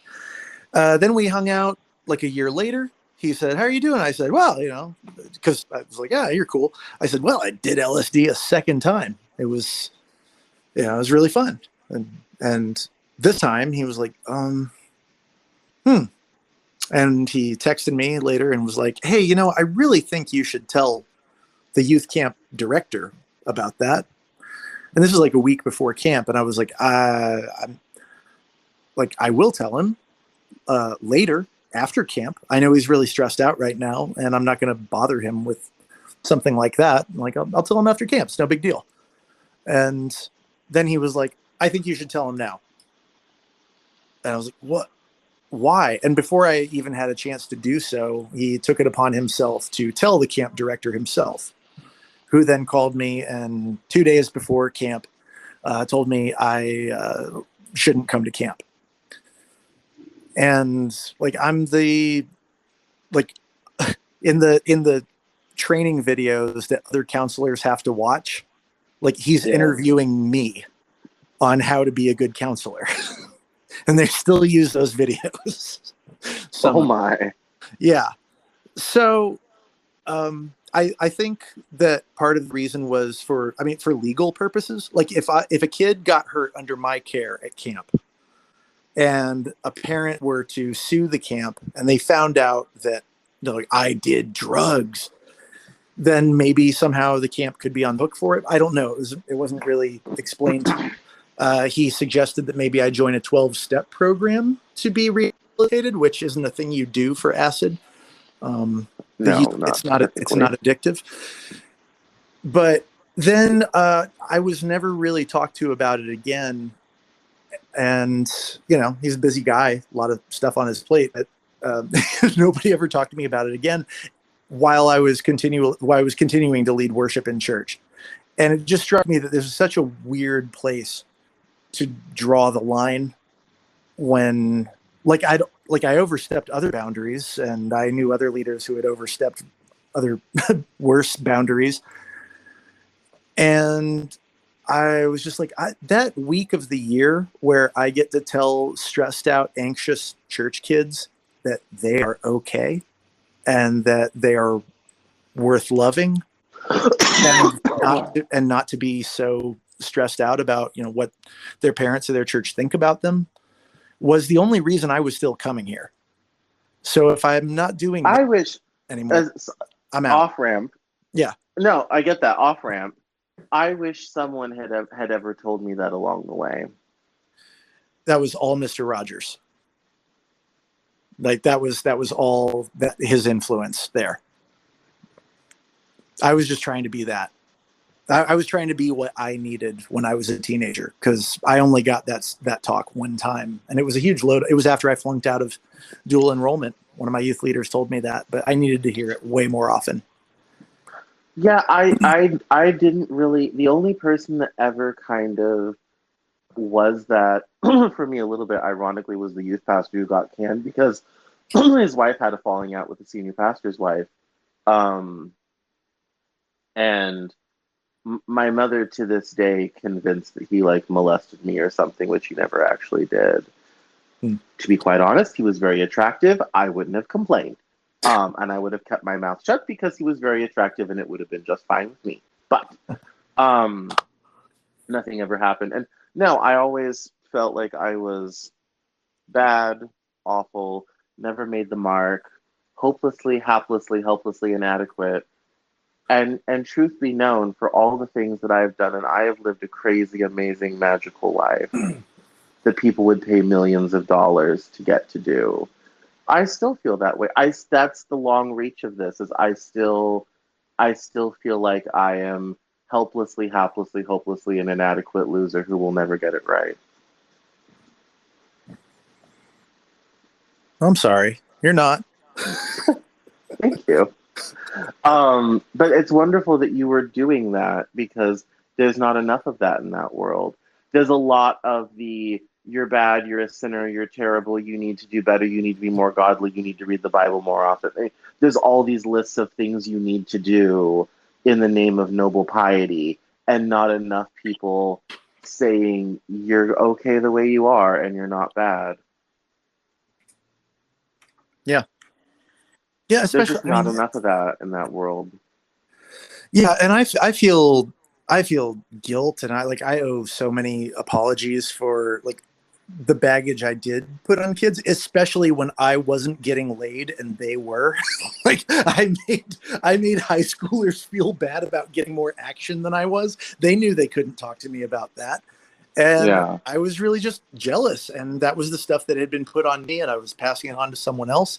I completely derailed the life of a young woman who didn't know any better than to marry me. And the, I mean, I think she's okay now, and I genuinely hope so. But it's you don't know what you don't know, and you act accordingly, and you act a fool. Yeah, I mean, I definitely um took advantage of the fact that I was, on the platform all the time performing and writing music, and was a favorite of adults and all that type of thing. And I got to do things at a way younger age than a lot of other kids because, I was the mature one. I had my act together. I was doing all the right things because I was trying so hard to be that perfect. I was trying to so hard to be that perfect person and trying to win at that system. Mm-hmm. That's like my natural inclination, is if I see a system, I want to figure out how to win at it. And I was desperately trying to figure out how to win at that system. And I sacrificed my own independent thoughts and feelings in order to win at my parents' system, to win in the church system. And I know for a fact I put a couple people in therapy just because of how I treated them. Mm-hmm. Because I at that time was willing to bulldoze anyone to get my way. If you are on the road to getting to what I wanted, I will destroy you to get to the Emerald City. Yeah. And that's a horrible, unhealthy way to go through life. Like if you get to your destination and leave a pile of dead bodies behind, we prosecute you at the Hague. It's a terrible way to live. Mm-hmm. It's a terrible way to live, and it's a horribly exploitative. Um, Even outside of a church setting, but particularly in a sacred setting like that, I think it's almost worse because you can use the faith and their belief to reinforce your bad behavior. You can almost get God to co-sign on the terrible things that you're doing because it's the godly thing to do. And that's what I think is so insidious about that world, is all sorts of terrible things go on in the name of religion.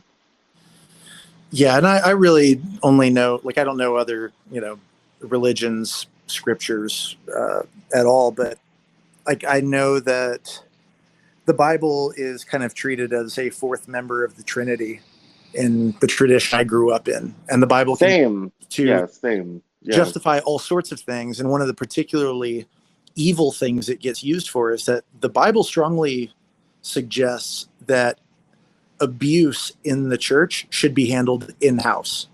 You're supposed to settle conflicts, this is any conflicts, with your brother or sister in Christ. You're not supposed to sue another Christian, and you're not supposed to really move on from anything. Jesus said, like, don't, give a sacrifice at the temple until you've resolved the conflict, which, I mean, it'd probably be a lot better in church if people did resolve their conflicts before they went about their business. But it implies that, I mean, like, I knew about a girl who got abused at one church who, I mean, like, the church staff told the parents, like, hey, please don't go to the police, don't go to the media. We have a police officer who goes to this church, and let's sit down and figure out what to do about this. And they never went to the police. Actual police. They never reported it, and really got done. Of course.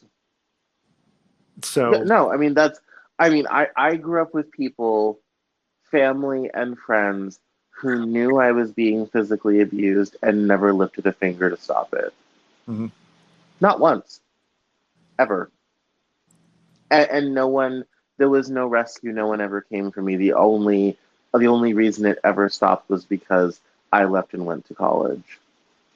And even then, my dad and I got in a huge knockdown, drag-out fight when I was moving up here to Seattle. Like that dynamic still exists. The only difference is, he's getting on in years and I'm the younger, more powerful man, so he's afraid of me. That's the only power I have. Fear. Yeah. That's no way to live. None of this is any way to live.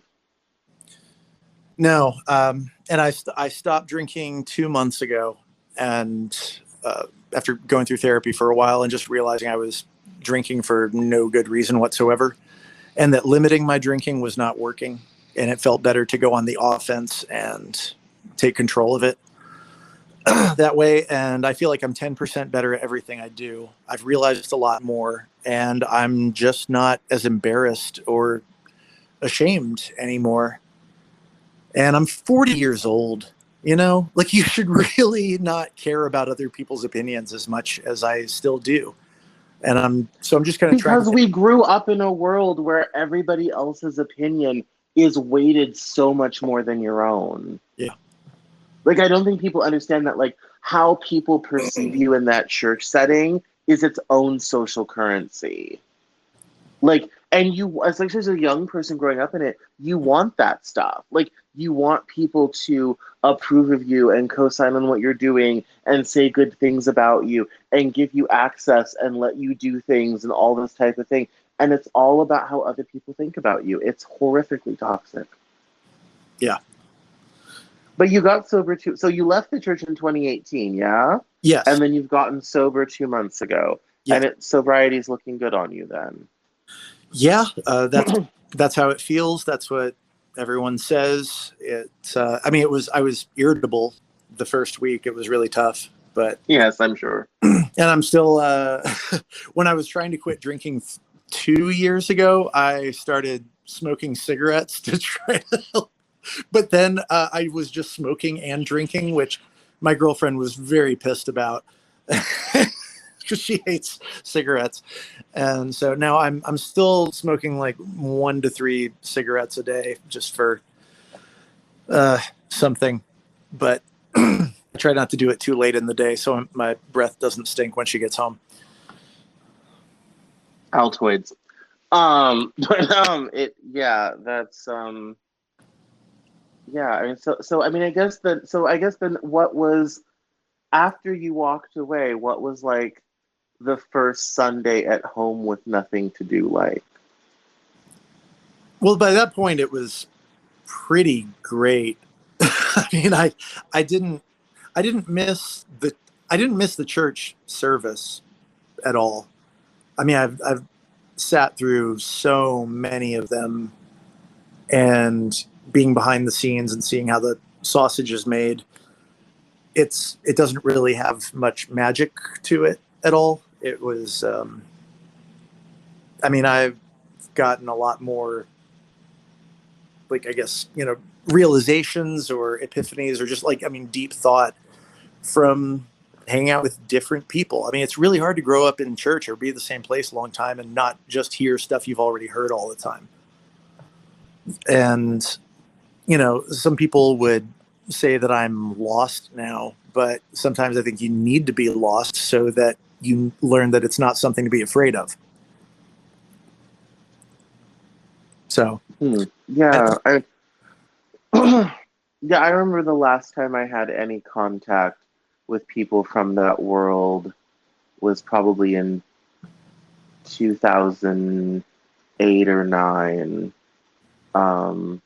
I talked to my high school choir teacher, who actually isn't in the ministry anymore. He sells home renovations, um, and he actually wanted to meet me at a fish taco restaurant so that we wouldn't be seen in public together because he was afraid of what people would think if he was seen with a homosexual.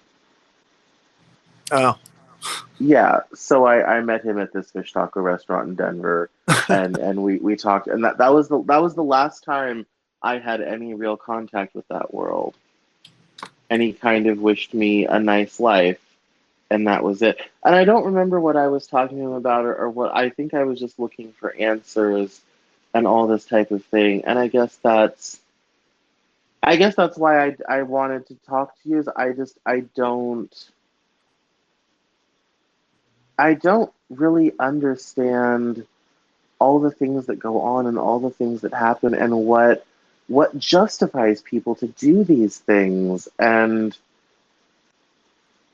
why I never felt all that love and acceptance they kept talking about. yeah, That never happened. or freedom. Yeah, You hear a lot about freedom. You don't feel it. yeah. I never heard. I had much more fulfilling spiritual experiences later studying Western esoterica than I ever did growing up in church. I never heard the voice of God. I never felt anything. I was faking it hardcore.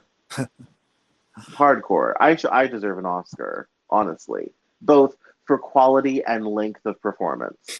Like, um, yeah, I never felt any of those things. I never felt free. I just it was seemed like repressive and regressive, and just yeah, and I could never do it right. But I don't think they allow you to.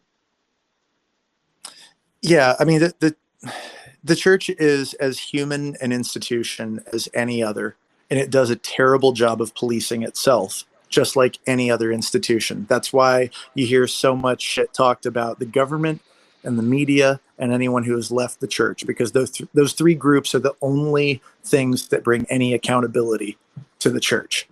So they don't Yes. really police themselves. Stuff like Jerry Falwell Jr., who is like that, he was screaming to be investigated for years by his own Yes. university and church, and nobody actually took serious action until, like, it exploded everywhere. Yeah. Well, because he's evangelical royalty. It's the Yeah, same thing. I mean, it's the Falwells, the Grahams, Roberts, Oral Roberts people. I mean, they're the aristocratic elite of the evangelical world, and they're virtually untouchable. yeah. Like no one questions people like that Well, or ever. they're so insulated and powerful within their little tribe that, I mean, everyone else can, attack them all they want, but it doesn't matter. They'll just circle Yes. wagons and say, well, that's the left for you. That's the media for you. I mean, these are satanic forces.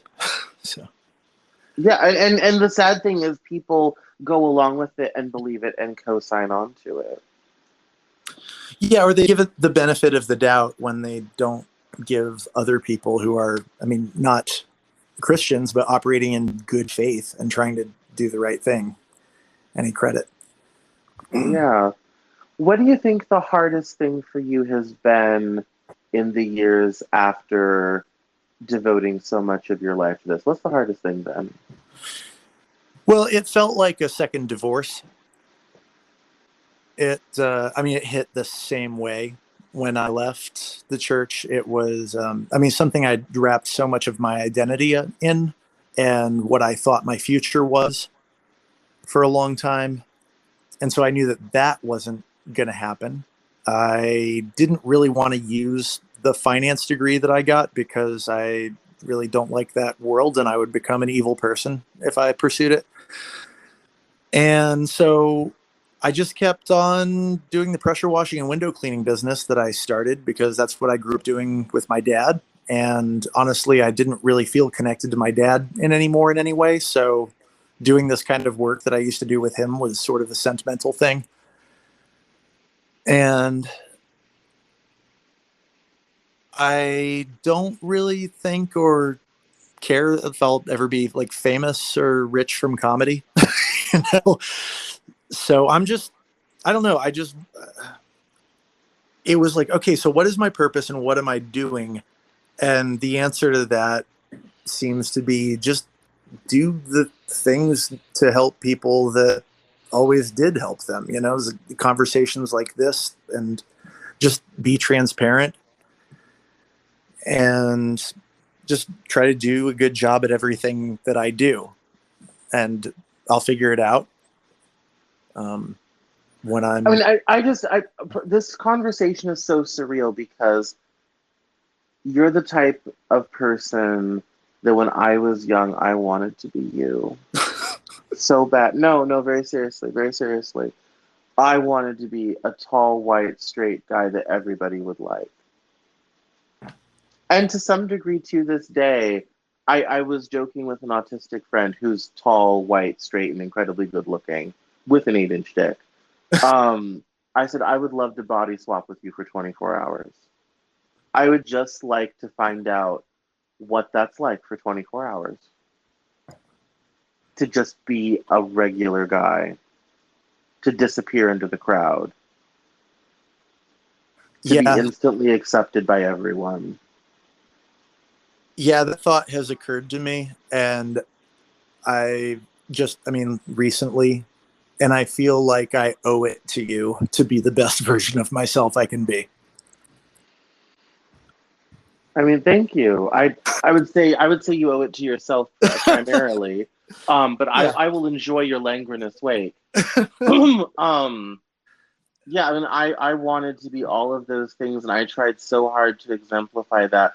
But the reality is that I could never be that, and I could never do that, and I would never ever be accepted. And it's so funny because I look at all the ways in which the church like rejected my parents and our family and all this type of thing, and I look back at it, and I'm kind of like, well, duh, like these people are not going to accept a family that is blended with a biracial child that the woman had from a previous relationship. Like, that's not a thing they're going to accept ever. Right. Like, that's just not a thing. On top of that, I'm weird. I'm strange. I talked a lot. I had lots of odd and strange ideas. I had read a lot of things, you know. And even though I've gotten to do so many great, wonderful, and amazing things, there's still some part of me that really wishes I could somehow get those people to validate me and say, yeah, you did it. And you are awesome and amazing and spectacular and we love you and all this type of thing. Like, that's never really happened. Like, it's a weird thing. It's an odd place to be. Well, I think that's where my job starts. Is like I don't just owe it to you to enjoy my life as much as possible. Like I think I do owe it to you to make things easier for you because there's no reason that things shouldn't be as easy for you. There's no good reason for that. Yeah, I mean, other than we have, as a society have decided not to let it be. But yes, Yeah. yeah, absolutely. Yeah, we've made decisions along those lines, and it's yeah. I mean, I wish there were more. I wish it were easier to be out in the world when you're a brown bisexual autistic guy. Like that would be nice. I don't think it's not gonna happen in my lifetime. Um, but yeah, it would be nice if that were somehow possible. Well, and they're going to throw me out too. I mean, like as soon as I do start doing this and start trying to help, suddenly I'll be labeled as woke. I'll be dismissed as a leftist, even though I own my own business and like I'm like a centrist, you know. Yeah. Like I'll just be, oh, he's just doing it to be popular with those people, and you know, I'm like, No, no. Longtime listeners know I'm incredibly a centrist. I tend to be much more conservative on issues like immigration and whatnot, and prison reform. Are areas where I tend to live a little bit more conservatively myself. I totally get that. And I've written about my unhappiness with woke culture and cancel culture and social justice warriors, and people have unfollowed me for it, and I'm okay with that. yeah. Um, and yeah, like yes, and I'm a dirty evil capitalist. I've owned several businesses. I own one now. Like, Yeah. I'm about to fire a business relationship tomorrow. Like, all this Good stuff. for you. Yeah, yeah. It's not working out. It's toxic. Like, and so, yeah, absolutely. It's a weird juxtaposition, but I mean, thank you though for seeing an opportunity for good allyship and doing so. Sure. Now I will fuck it up, but I everyone can just you know, give me a little time and grace and tell me when I'm messing up. I'm happy to hear it. No, So that's okay. I think it's important for people to be gentle with that and to give you the time and space to learn and grow and mature into it, and to read stuff and experience stuff and listen to and listen to other people and get educated on these issues and see how you can help, or and step in when you're able to do so without too much harm coming to yourself. That takes time. I mean, I remember when I first my liberalism started when I got involved with Occupy Wall Street in 2011. oh, interesting. That was a huge economic and political wake up call for me. And I spent a lot of time, and I keep in mind, I was in Young Republicans. I was a national delegate to Young Republicans 2009. I was the reporter that asked Michael Steele where he made the collard greens comment. It was on The Daily Show. It was on the Young Turks. It was a viral video. It went around the world. Um, and when I got involved in Occupy, I it was a whole new world with a whole new vocabulary and a whole new way of looking at things that I had no experience in. I had grown up church, conservative, Republican, and I listened a lot until I got hip to the jig and learned the new perspective and figured out what I needed to change in my thinking and how I could accept people the same way I was looking to be accepted. And I'm a judgmental asshole. Hardcore. Mhm. That hasn't changed that much.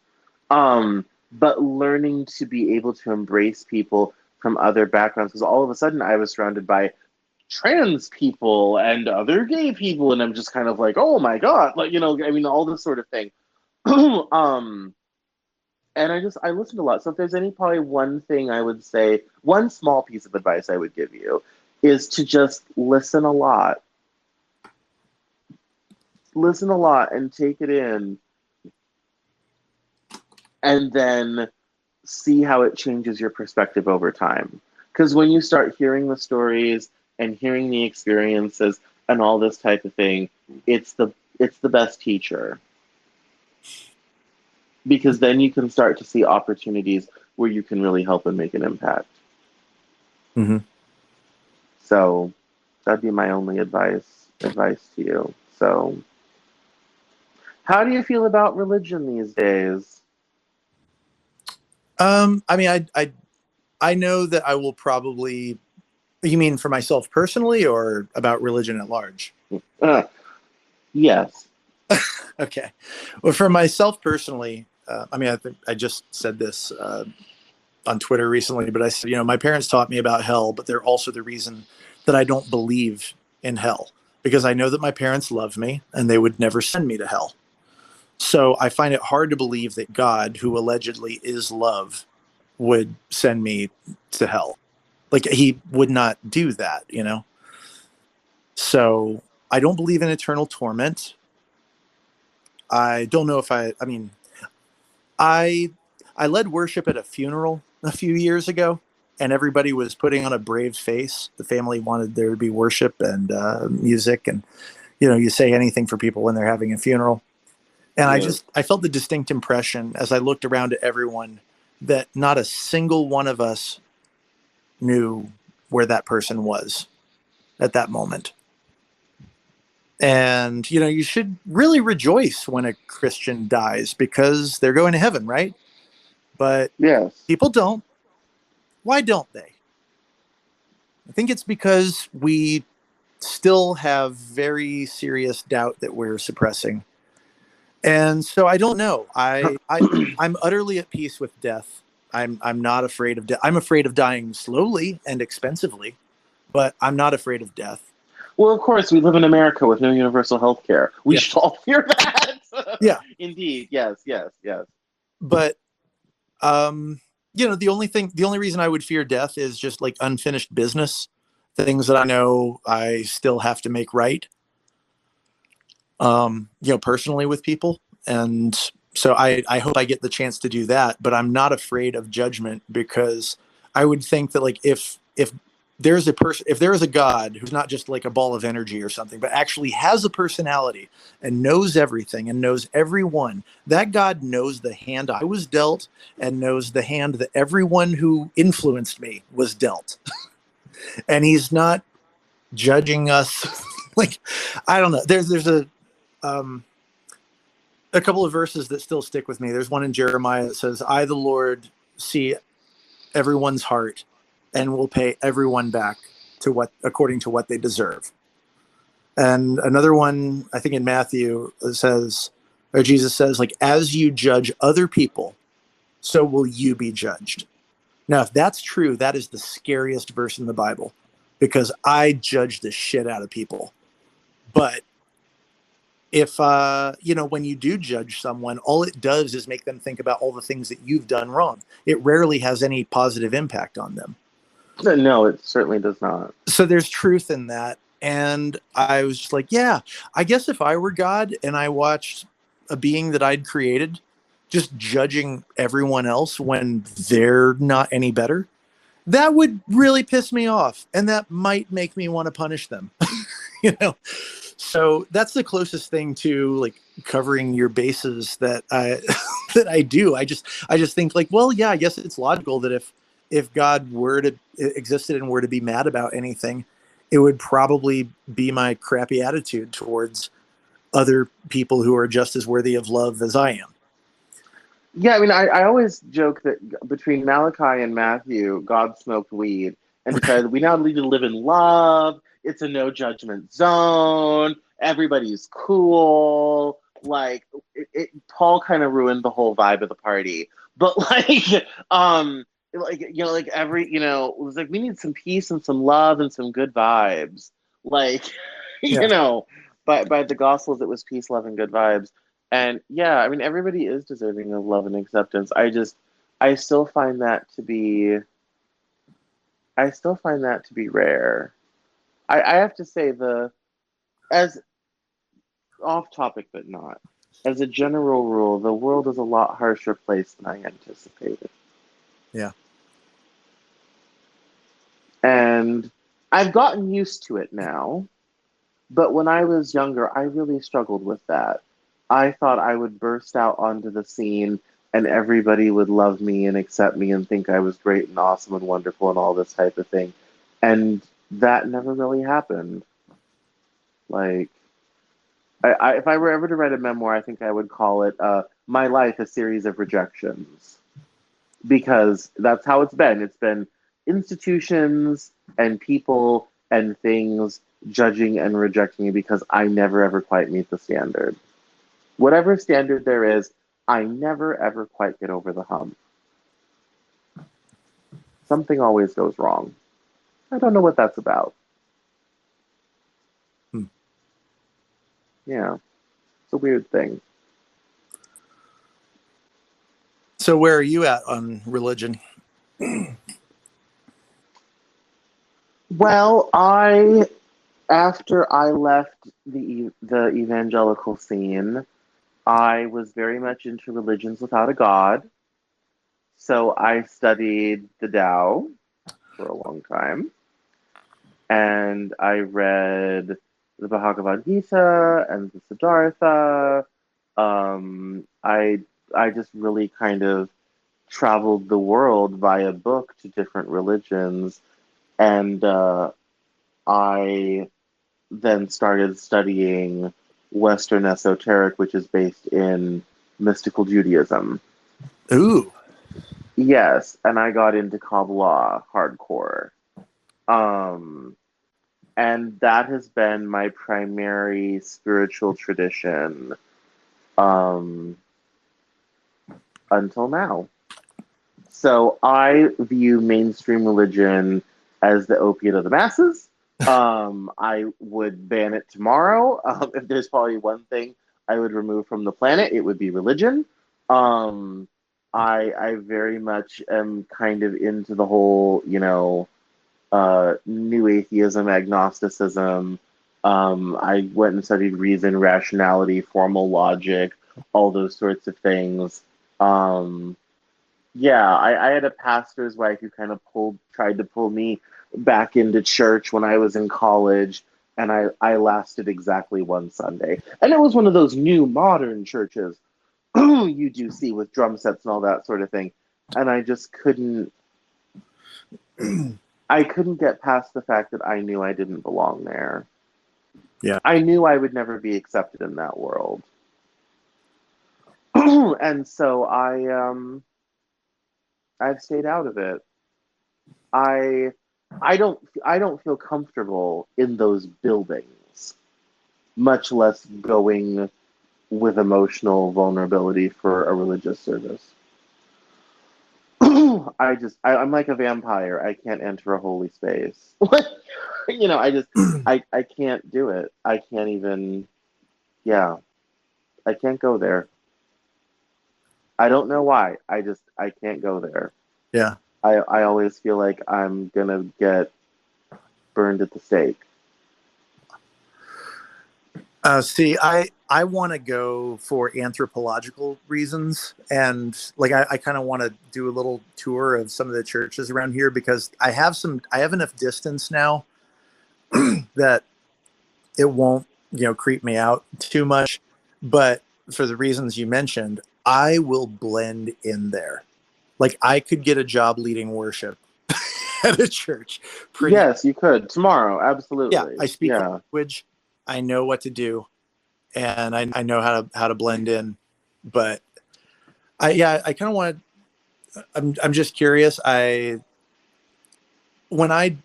When I do defend church, because I do think that there were a lot of good things that I got out of church, and I'm like, hey, don't throw the baby out with the bathwater. Let's throw out hypocrisy and judgmentalism, but let's keep like potlucks and most of what you. Yeah, I do miss that stuff. Yeah, no, I get that. I miss that stuff for sure. Yeah. But when I'm defending church to people, I feel like Abraham pleading for the lives of the people in Sodom and Gomorrah to God, like, please don't destroy them all. There's some good people there. Yeah, and then I come along and be like, find me 10 and report back. Right. Otherwise, the missiles are landing. Like, yep. I'm sitting in the Pentagon. You have a half hour. Right. Like, yes. But yeah, I think it would be interesting to do an anthropological study of it. And yes. And if you ever write that stuff down, send it to me immediately. Okay. Yeah, no, I think that would be very curious. But yes, I mean, you have the advantage of being able to blend in. I am brown and fat and weird and overeducated. And honestly, at this point, I'm quite too worldly for that world. I've done too much. I've had too many experiences. Oh, I I uh, could never go back.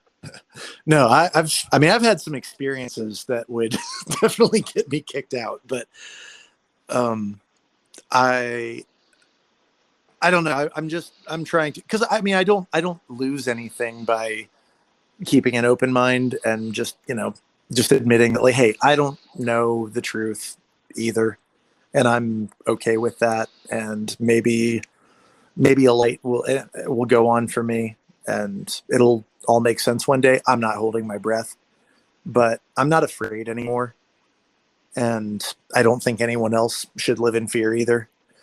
I And agree. let's just talk and be good to each other and see what happens. Like, let's fix that first, and then worry about the answer behind it all. Absolutely, yeah. No, and I feel like we should be friends. Like, I feel like we can be friends. Well, please stay in Um, touch. yeah, no, I feel like we can be friends. Yeah, I mean, it's just been so. I miss the potlucks. I miss singing. I miss playing music. I miss community. I've never had a community like that since then. Like, I miss that hardcore. And people always say, Cameron, you live in I live in Seattle. The Methodist churches have pride flags on the side of the building. Like, the Methodists are like, welcome gays. Like, they have lesbian, like, Subaru driving lesbians leading worship. I can't do it. I don't know why I can't do it. We have Unitarian churches that are liberal and welcoming. Like, queers, trans, everybody, come in, come in. I can't do it, and I don't know why. I can't do it. I just it it's too triggering. I can't do it. Yeah, it's. I need to go to. I've never been to one of those before, and I really need to, just because I know it would blow my mind, and I know that so many other people go to, and I just need to, like, just see what that's like. But I also, like, just logically, it doesn't make sense to me, because I'm like, you're still using this book, like, you know what it says about you, right? You know? Yeah. Like, how do you, so this is, we used to use this metaphor in church, whenever a pastor would put his own personal opinion into something, we'd be like, well, sometimes you got to spit out the bones.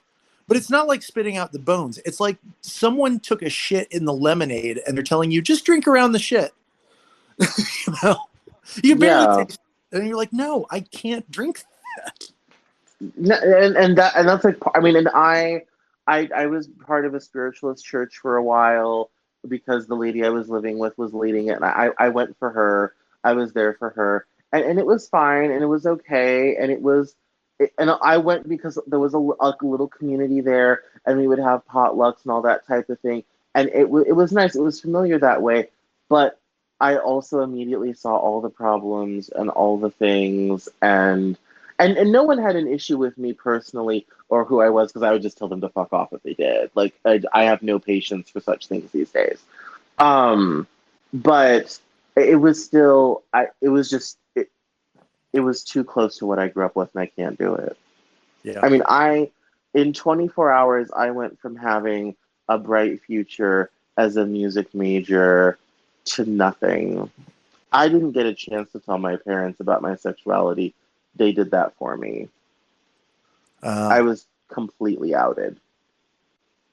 Like, that phone call to, like, I when my parents were both leaving me voicemails on my phone for 6 hours before I finally called my mom back. My dad was already, like, looking to fly to Florida to try to find me because I didn't want to talk to them. I told them to give me a couple grand in the title to my car and you never have to talk to me ever again. That was my first conversation with my parents after getting expelled for being gay. Because I thought that was it. In my world, that was the worst thing you could do. That was the worst thing you could be. And it was years of trying to put things back together and figuring out what I was going to do with my life. And I was treated like I was a monster, like I was a disease. And I felt like I was a boil that was being excised. Huh. What, sorry, I think you might have told me before, but what denomination were you? We were primarily First Baptist or Southern Baptist. My grandma attended Free Will, but that was only when we were in Arkansas. Um, so we mostly, most of the Baptist churches in Colorado had gone evangelical. So Yeah. we went to First Southern Baptist of Westminster, and we went to Tri-City Baptist Church, which both still exist. Um, yeah, and we went to a couple of the ones that don't exist anymore. Yeah. So yeah, and then I did choir and band at Beth Eden Baptist School in Lakewood, which is actually fun. I interviewed a author, totally not in this world. I interviewed another author about his book. He lives down the street from there, literally 5 houses over. I'm like, yeah, that's where I went to high school. He's like, oh, cool, cool, cool. They're a little weird over there. I'm like, you have no idea. You really have no idea. And so, yeah, so it was, yeah, so we kind of were in the Baptist, Southern Baptist sort of thing. So, Okay. Well, that's definitely not good, because when the Methodists were starting the process of allowing gay ministers in the 70s, I mean, that's when they started their debate over it. And it yeah, into the 80s, all of the Methodists who left the United Methodist Church over that yeah, issue joined the yeah. Baptists. So all the Methodists who thought that that was a big enough issue, and there were a lot of them, to leave a church over, went and made the Southern Baptists, more hateful than they had been previously. I mean, the Southern Baptists back in the 50s were quite progressive, particularly on racial issues. Yeah. Southern Baptist Convention like adopted progressive racial policies in the 50s. I never knew that. I didn't know that until right now. I didn't know that that the conservative Methodists had packed it in and gone next door to the Baptists. I didn't know that. That explains a lot. Yeah. A lot. That explains a Yeah, lot. if you want to, you can interpret the Bible in a really kind way. It's just that most people don't want to. But you can. You can find it. Yeah. I guess the one answer I wanted to know was like, what's it like being in what's it like being in church leadership, knowing someone, like, what goes through your mind when you see someone like me in your youth group? Like, let's imagine in some alternate Oh, universe, like, I'm me in high school. It's 2005. I'm 17 years old. I'm me, yeah. and you're you. What goes through your head when I show up at the door? I don't have to imagine, because it happened. um, so Delightful. Fill us in. so there was one boy who was, I mean, obviously like very effeminate. He was very nice. Also, the only black kid in the youth group. But I mean, got along really great with all the kids. He knew them very well. Me and this kid are cut from the same bolt of cloth. I like him already. We somehow never brought it up. We speculated amongst each other, the youth leaders, that he was asexual. That is what we convinced ourselves. We were just like, oh, there's nothing wrong with that. I was like, oh, I think it was purely wishful thinking, because we did not want to have to confront an issue that was too complex for us to wrap our heads around yet. Our church had hosted a like ex-gay ministry from 2007 to 2010 before they Mm. disbanded and said, this is a bad idea. And our church was like, yeah, we were kind of getting the creeps about doing it too.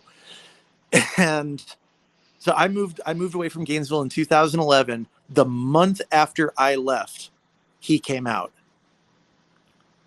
And Hmm. I felt terrible, because like I'd driven him to like his house. I'd picked him up all the time. We'd had some very deep conversations about plenty of other things, but he didn't feel comfortable telling me that very essential part about himself.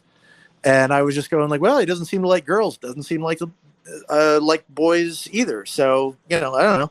And I didn't feel like I should pry if he didn't want to talk about it. So, we never talked about it. We never talked under my leadership, we never talked about it being wrong to be gay, because I just thought, I'm not totally sure about that. And there's so many other things that I am sure about that we could cover instead. There was a lot of like behind the scenes. Look, there was an associate pastor, great guy, who realized long before I did that we needed to be quiet and listen on any like queer issues. And so he had started that process, whereas I was like, I don't know. I was like, hey, like, I know it makes us uncomfortable, but like, I don't think you should officiate a gay friend's wedding, because you're basically endorsing it. By the way, this is the same reason that I never got a membership card at the porn store, even though it would be way cheaper for me to buy porn, because I thought, well, if I buy the card, or if I get the membership card, I'm committing to this sin. So instead, I'll way overpay to buy a video rather than rent it. I spent like $2,000 at this stupid porn store, because like I wouldn't just settle for the rental back when I still had slow internet. So, but I guess like once we started, I mean, that doesn't surprise me though, because yeah. that's literally the mental gymnastics that go on in that world. Yeah. So yeah, that makes total sense to me. Yeah. So I called him up. I called this kid up like after after I'd moved away, came back to visit, and we had dinner together. And I just told him, I said, I am so sorry that you couldn't tell me that. Like that's on me. Like that's completely my fault. And he was very gracious about it. He was like, oh yeah, man, like it's totally fine. You were always you guys were so nice to me. And no, that was the least of my worries. Like I always felt comfortable and welcome. And he's like, and I was struggling with it. He's like, I've prayed and asked God to change me and make me different. And finally I just got to a point where I was like, well, God, if you're not going to change me, like I got to go live my life. And I was like, I'm so proud of you. That's exactly what I'm doing. No, the first person I ever came out to was my high school choir director, and I was about 2 months from going to Pensacola, and I went into his office, and he was the first person I told ever. And he gave me a very wise piece of advice I did not follow. He said, you have to go home and tell your parents, and you shouldn't go down to Pensacola. Oh. And he was absolutely right. I didn't follow his advice at all, but he was absolutely right. I didn't want to incur my mother's wrath on that.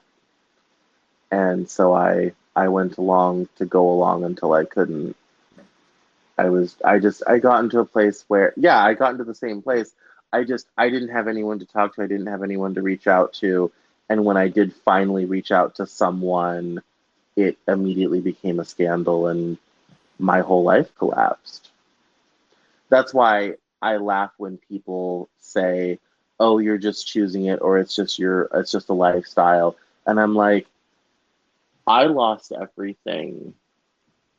Every friend, every associate, career, everything. My mother blames me for it to this day. That's an awfully big sacrifice for a casual lifestyle. Kayaking is a lifestyle. You know, I mean, yeah. I had a family member tell me 2 years ago, oh, the only reason you sleep with guys is to piss off your mother.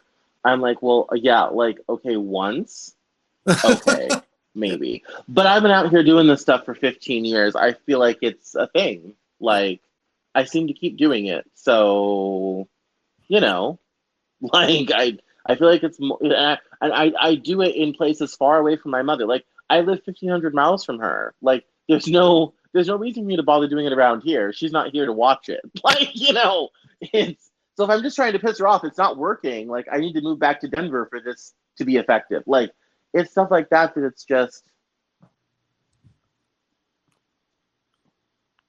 Yeah, there's so many things I still don't say just like on Facebook or wherever, because Facebook is where, you know, all the old people in my life are. Right. they don't know about my Twitter yet. But yeah, there's so many things I don't say on there just because Facebook is a medium where people have all the time in the world and they can write you long paragraphs and, rant at you. And the font is bigger and easier to read. You don't find old people on Instagram. It's too hard to read the small characters. And so like I just, I'm meeting different people right now and I'm, testing a lot of things out where, like I'm just kind of saying like, okay, let's see how this sounds out loud. And then, a few people will say, yeah, it's like this, or they'll be like, no, you're wrong, actually. And that's a great thing about the internet is that, people will come and correct you. But in this case, they're not people who have known me since I was a little kid and feel like they can talk to me like I'm their employee. That definitely helps. Yeah. That definitely helps. Yeah. Scolding a stranger is fine. Yeah, yes. Yeah, I mean, this is an area of my life where I feel like I have some healing to do, but I don't know how to do it. How's that been going for you? Oh, you mean, wait, so you feel like there's something you're supposed to do with your life? No, I mean, no, I mean, I know the great purpose of my life. The great purpose of my life is to write and tell stories. I'm saying that this experience growing up in this world, I feel like is an area where I have not necessarily done healing. And I feel like it's an area where I probably should maybe do something about that. And I wanted to know, you've had a couple years now, have you done anything to like heal from all these experiences? Like, is there anything specific you've done as a therapeutic healing process from all of this? Because there's a lot of traumas in there. Yeah, well, I guess unintentionally, this past year with a lot of things been shut down, I didn't have comedy shows to keep me busy. Like I started putting a comedy festival together that I did 2 years as a transparent attempt to replace camp in my life. Yeah. I gave myself something to put together and I was like, I'm good at organization, kind of, I can do this. And it gives me the chance to learn about comedy from the other side of it in booking comedians and looking over the videos that they send in.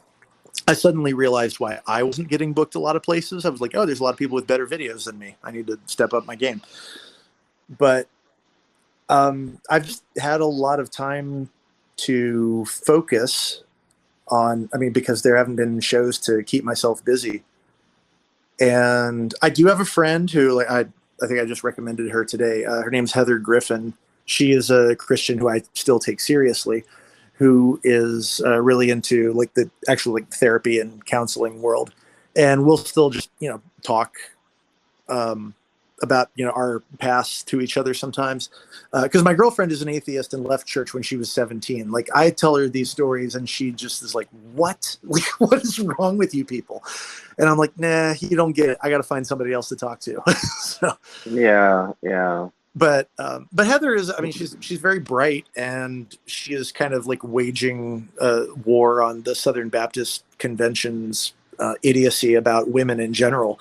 And she challenges them on scripture and kind of kicks their asses. Good for her. Yeah. So she's doing that, but she's in conversation one time, she casually brought up attachment styles, which I'd never heard of. And everyone should look it up on Wikipedia. It's really important, especially if you're in single dating. Yes, that's essential knowledge. So you know what it is? Yes. Okay, I'd never heard of it until a week ago. Oh my. Yeah. So basically, there are 4 groups, and it's just another lens to look at your relationships through, and it suddenly made me realize why I'm repelled by needy people. But I'm not mean to them. I see them walking into the room and I slip out. So it's I reject them. I reject them preemptively before they can feel the pain of it. And I can feel the pain of feeling like a bad person. So I'm dismissive, avoidant most of the time, because that's what I had to learn to be with people who were constantly asking me to, be something I couldn't. Just with, my parents, and I think, but I'm fearful avoidant with my mom in particular. And my girlfriend and I are just now getting to secure. But part of the reason that we click is that we're both dismissive avoidant by default. And so we approached each other very carefully. And I'm convinced that part of the reason that I have as many friends as that I do is because I ask very, very little of people. Like I try to be very independent and undemanding, because I'm trying to be nice in the way that I want people to be nice to me. Like I don't want to be bled dry, and because I only have so much to give. you know. Yeah. And when people, I mean, this happens sometimes in the comedy scene. As soon as I started putting anything together, some people started seeing me as an authority figure who might need to be sucked up to. And so they're always telling me like, hey, I just did this. And like, hey, did you see my set? It just went really well. And I want to grab them and say, I don't contain the validation that you need. You've got to find it somewhere else. It's also comedy with people who are incredibly insecure and crave validation. I work in the arts. It's endemic. Yeah. Like but I joke about it. Like I'm doing an MFA program right now. And I've told my advisor, I'm like, I disagree with you, but as a broken, traumatized artist, I still crave your validation. Like, yeah, just because it's a terrible sort of thing. But yeah, if you ever put together a comedy festival, I'd love to come down and do some. I used to do a lot of stand up for like gay charities, so I'm always happy to come down and queer the place up. Well, first you're going to have to send in a submission video, and then we're going to laugh at it behind your back. So. That's totally fine. I'm about to do an hour special. I'm planning on doing audio only, but I realize it's also the 2021 and I should make a video of the whole thing. So I think I'm going to do both at the same time. And because I just want to put it on like SoundCloud for free sort of thing. So it's one of my projects that I've had sitting around that I've been meaning to do that I just need to get done. So, because I hang around after EFF and I'm kind of like the after show. Like when everybody leaves and it's just us, I'll sit around and I'll tell jokes and entertain and people enjoy it. So I didn't know that. I've never. It's kind of our little secret. I'll just kind of sit and I'll just tell jokes and make people laugh, and it's just kind of fun. And so I have all these kind of interesting things, and so I'm going to put it all together. I'm going to make a thing, and it's on my to-do list for. I'm taking a break from the blog right now, so it's on my to-do list. So we're gonna do it. But yeah, it would be a lot of fun. But we have managed to talk ourselves up to my next meeting that starts in 5 minutes. No problem. Yeah. Why don't you give us this is the part of the show where we usually do plugs. It doesn't seem like we've been doing a show this whole time, but we have been. Why don't you tell us where we can find you online? My Twitter is Portable Donnie, and my Instagram is Their Life on Marsh, which is a better one. I think I named Portable Donnie after Steve Martin to go, and I just picked that. But anyway, that's good. We'll put it in the show notes. On Twitter, I'm a lot more serious, and I'm talking about things like this. I don't post a lot of jokes. It's just mostly observations and funny stories about my past. And Instagram is just where I'm myself. I don't promote a lot of stuff right now, but I will be. So. Excellent. So, well, thank you so much for doing this today, and thank you for sitting on the phone with me for 3.5 hours.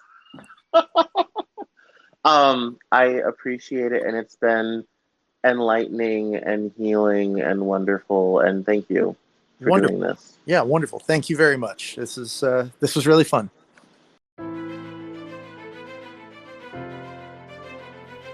That's all for this episode of the Cameron Journal podcast. Thank you so much for listening. Visit us online at CameronJournal.com. We're on Facebook, Twitter, and Instagram, and I love to talk to my followers and listeners, so please feel free to get us on social media at Cameron Cowan on Twitter, and we'll see you next time on the Cameron Journal podcast.